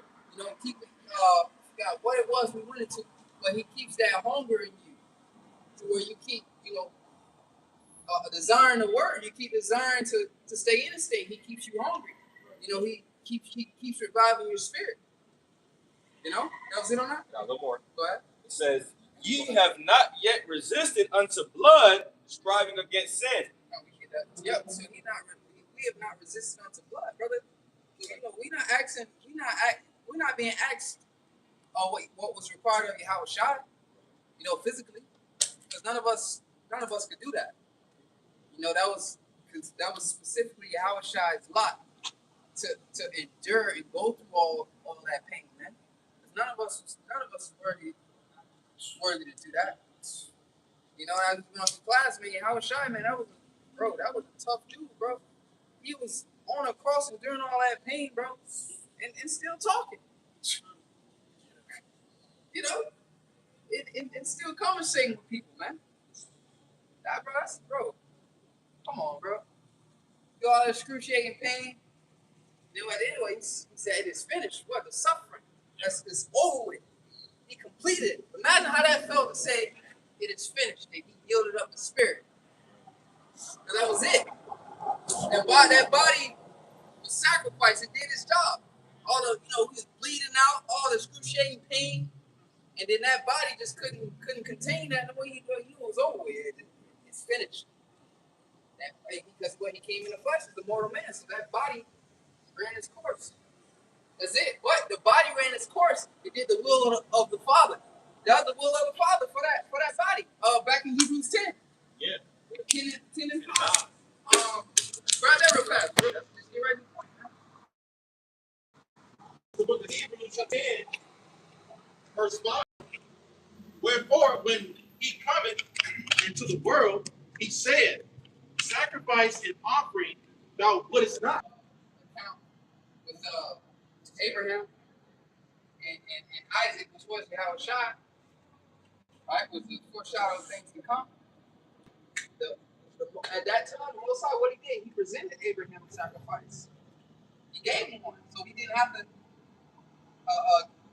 basically sacrifice Isaac. But this time when Yahushua came, he said, read it again, Bubba Shop. Hebrews 10 and 5. Wherefore, when he cometh into the world, he saith, sacrifice and offering thou wouldest not. But, Go ahead. but a body hast thou prepared me. Body, that's what you got. That's what he gave you. But a body has now prepared me. So the Heavenly Father prepared a body for Yahushua, man. That's what you're going to sacrifice. You know, that right there. Come on. But hey, that body fulfilled that. That was it. He got up on the cross. He said, it is finished. And that was it, bro. Did you know how heavy that was? Everything that intel, it is finished. That was it, man. So many things were fulfilled. We could be here all day. Speak about the fulfillment of that. Go ahead. So, likewise, the point being is arm yourself with the same mind. This body has the Most High prepared for you to be out here on these highways and byways. All right? And not just that, sacrificing your life, changing your life. This is the body, not hanging out with your friends in the world how you formerly were. That's what this is talking about for us. But a body has thou prepared for me, for you to be out here. We always bring out Romans 12 and 1. I beseech you, brethren, by the mercies of the Most High, that you present your body as a living sacrifice. So look, we can partake in it. Again, we walk with Yahushua, so we can partake in that. But a body has thou prepared for me. We out here doing it, man. So Baruch can tell you how about Yahushua, that we able to partake in that. Living sacrifices, man. A body. The Lord didn't give us no. He said, I don't delight in sacrifices. But a body has thou prepared me, man. So we out here. Jake always talking about I'm gonna catch a body. That's how you know Jake. Jake, man. It's a scripture. Jake the only one speaking that Esau don't say that. He say, I killed 3 people. Jake say, man, I caught 3 bodies. That's Jake talk. Yeah. Esau don't talk like that, bro. That's how you know the scripture was written by so-called egos like Native Americans, man. Jake, that zeal. This is our book, man. Go ahead. 2 Ezra 7 and 7. The entrance thereof is narrow and is set in a dangerous place to fall, like as if there was a fire on the right hand and on the left a deep water. Yeah, so again, the purification, fire on the right hand and the left deep water. So you gotta, symbolic us going through that. Because are we literally going through a physical journey where we see a kingdom and we walking like, come on, brother. No, bro. The symbolism of the hell you're going to catch, the purification you're going to go through. And again, too, it's all spiritual. Because you're playing with your life, man. All right? That's the very part about it. It manifested itself in a realm. It do for some men do get put to death, after the Lord bug them out. But, bro, you are done, man. You fall out the truth. You give up on the faith. One guy from San Francisco, he ended up calling out the truth. He killed his dad, his mom, and killed himself. Last year. Ripping his hygiene. I said something. He snapped. Judgment does. The Lord had him take his parents out too, and then kill himself. Beautiful thing to fall to the hands of the Lord. Playing with a serious, bro. This is serious. Like Mike Tyson said, this is very serious. This is serious. He said, y'all laughing now, but he ain't gonna be laughing come Saturday. And what he ended up breaking that dude portable bone. That dude walked out the fight. Like, bro, you gotta, bro, this is serious, brother. You know? And then brothers have sacrificed their lives and stuff. Look, brothers came to this truth over a decade ago. And your life is done. What you finna go back to? Right. Be the laughing stock of the Yeah, town. like who the fuck is this nigga? I know, bro. You know what I mean? I don't fucking see him and nobody knows your name no more. Like, oh, you something. Like, okay, bro. Smoke weed with him and shit. Yeah, you something, bro. You are done. So you got a lot at stake here. So your best bet is to buckle up and continue to push forward, continue to persevere. You know, wipe your nose, blow your nose, snotting, crying tears, and just keep on. You know how Jake be. You gotta. When you're a kid, you know, you're on the playground, might be wrestling or something, you start crying and no, you gotta tough it up, brother. You gotta push through it, brother. Cause you got a lot on the line. And not to even mention the fear of the Most High, brother. How about you know Shai is getting ready to return? You know? And he said, "Woe to you is lost patience, Lord shall ye do what the Lord shall do to you." How Shai is gonna pull up on you like, man. He gonna be, man, he gonna pull up on you, man. That's a scary thing. He coming back in his glory, and he just see your ass down there. Wow, bro. Lord gonna visit a lot of people, man. The scripture said the slain of the Lord shall be many. You say y'all quick preach up on that. This is the book of Luke, chapter 14, verse 27. Whoever does not, this is in the AMP, whoever does not carry his own cross, expressing a willingness to endure whatever. Expressing willingness. You gotta be willing. Whatever it is, you know, it's certain things you came into this truth, where you be like, hey, that's what the Lord wants, what he wants. Right? You know, you had to suck it up. That's what the Lord wants, is what he wants. That's you denying yourself.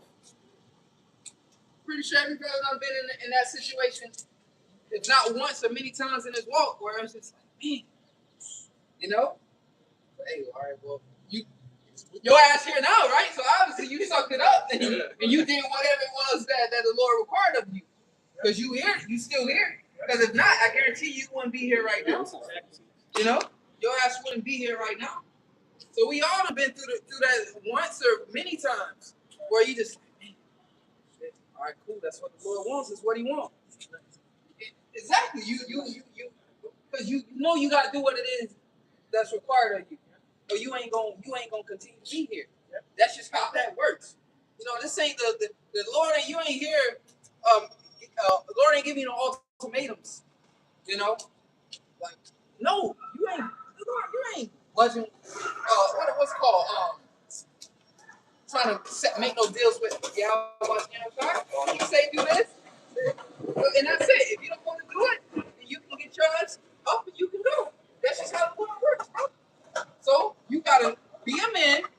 Put aside your emotions. That's really what it is. It's your emotions, your ego, whatever it is. If it's of the flesh, and you suck it up, and you do whatever it is that the Lord's requiring of you, fucking man up, dude. You know, you eat it. Again, my meat is to do the will of him that sent meat. You know what meat, man? You know, that's for men. You know, we ain't talking about the milk. The meat, that's something hard. You know, using that parable is something hard to digest. A baby can't digest meat. So my meat is to do the will of him that sent me. That's what's on my plate. All right? Go ahead. This is back in Luke 14 and 27 in the AMP. Whosoever does not carry his own cross, expressing a willingness to endure whatever may come and follow after me. Again, to express a will to endure whatever may come. That's the mentality and a will that you gotta have in you. Whatever the Lord bring to me, I'm gonna deal with it. That's the mindset you gotta have, bro. Yeah, there ain't no choices in this thing. You know, you got a choice. Yeah, your ass can be out of here. That's a choice. But if you want to remain here, you gotta have that will to express whatever it is the Lord gonna give me. That's what I gotta do, man. And the Lord put us in those situations. Now that I think about it, He put us in those situations all the time. Hey, you gotta do this or do that. You know, a lot of times you gotta advance to the next level. So some things you gotta just give up. You know, that make or break. You know, we all have our make or break moments. It's gonna either make you or break you. Go ahead. It reads on, expressing a willingness to endure whatever may come and follow after me. And follow after him. That's the point. That's what we're doing. We're following after Yahushua. You see him going through some danger, you know, using parable. Oh shit, I don't know about that. But he ain't stopping. He just gonna keep going. Either you gonna go through it, or you gonna get left behind. So again, it takes courage. You gotta follow him, bro. No matter how dangerous it may look. And that's the times we coming in too, especially with the MOTB system. To where we gotta go off the grid, so to say. You know? Might be homeless out in the streets. But this is the path. You following Howard Shah, you trying to get to him, get to the kingdom? Well, this is the path. You might be homeless. Either that or what? Go get the chip. You know? You know you condemn when you go get the chip, you're done. So this is the path the Lord wants you to go, and you gotta continue to follow that path, man. And again, we going to the parable is straight and it's narrow and it's dangerous. You know, that takes faith, courage. You know, you consider that scenario. The chip is made mandatory tomorrow. You go into your job. They tell you, oh, you got you got to get this chip and return back to work. You done. With this world, that's it. You know, you done. So what you got to do now? You got to go off the faith. You know how it's going. Eviction gonna start. The lights eventually finna get cut off. The water finna get cut off. Your car getting repoed. So yeah, you in it now. You know, the training wheels is off. This is reality now. Then bam, that door, soon lay that door getting knocked on. You gotta get out of here. Yeah, eviction. You ain't got no job, you don't got a chip. Hey, that's when the Lord, you want to see how the Lord just work for you. Who knows how it's gonna go? Who knows what position you're gonna be in? Who knows how long you're gonna be out there? But you gotta trust that the Lord is gonna provide and make a way. That's real life scenario that we coming into. And then in that position, society is probably gonna be turned to shit at that point. So now you out here,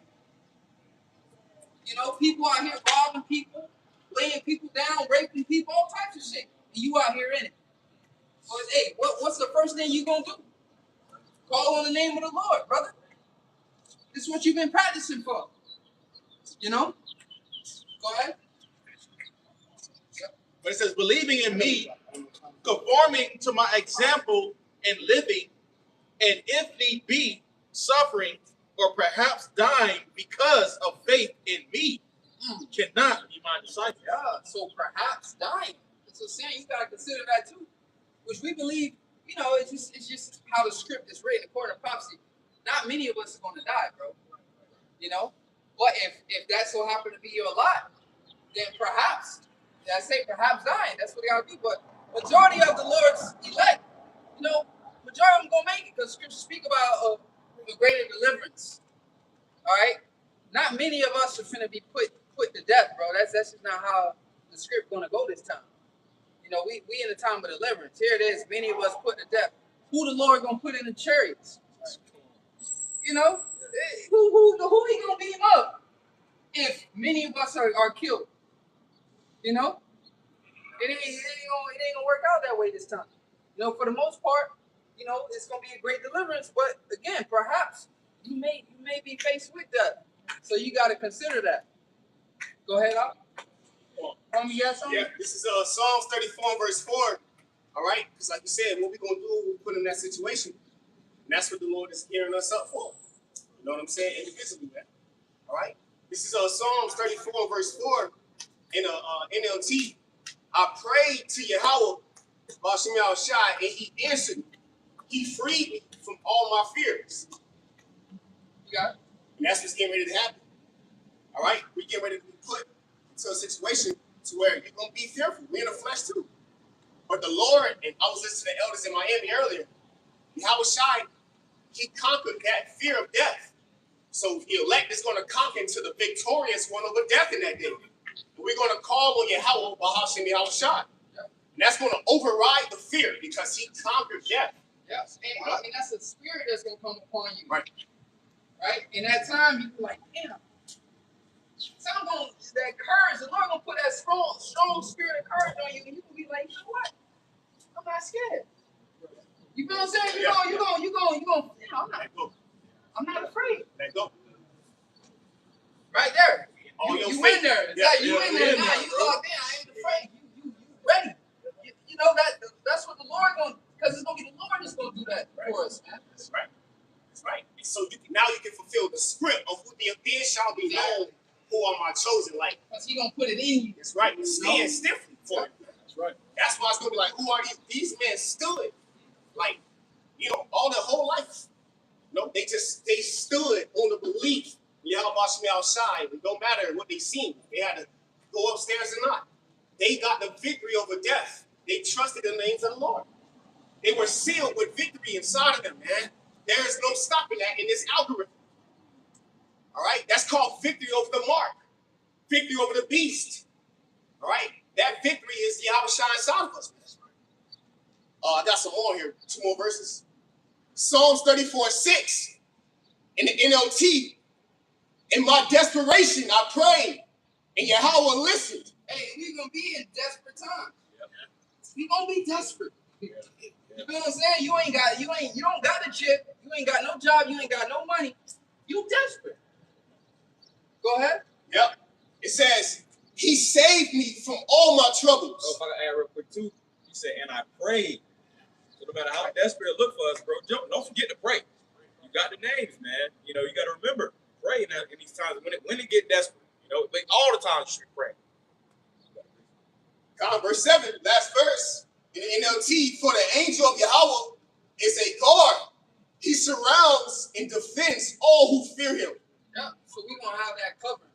You know, about us, man. The angel, the Lord gonna give His angel charge of it. Hey, it's prophesied that it say Daniel 12:1. Archangel Michael shall stand up for the children of thy people. It's prophesied for the angel of the Lord, the angels of the Lord to come here and be with us and sup with us, bro.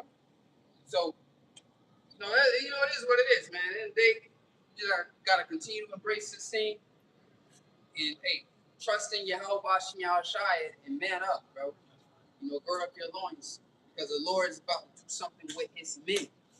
Again, I emphasize men. The Lord is about to do something with His men. So you got to man up and embrace whatever it is, you know, in your life, your walk, Yahweh Shai has put in front of you.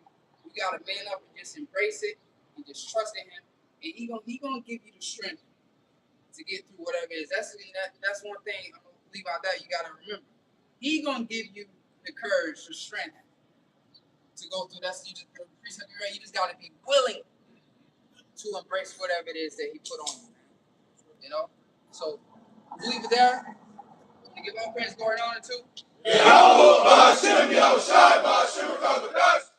Double on self, Apostle, bring us some peace, love, and blessings to the elect. Shalom. Barak Yahweh Ba'ashem Yahweh Shai. Barak Yahweh, Ba'ashem, Yahushai.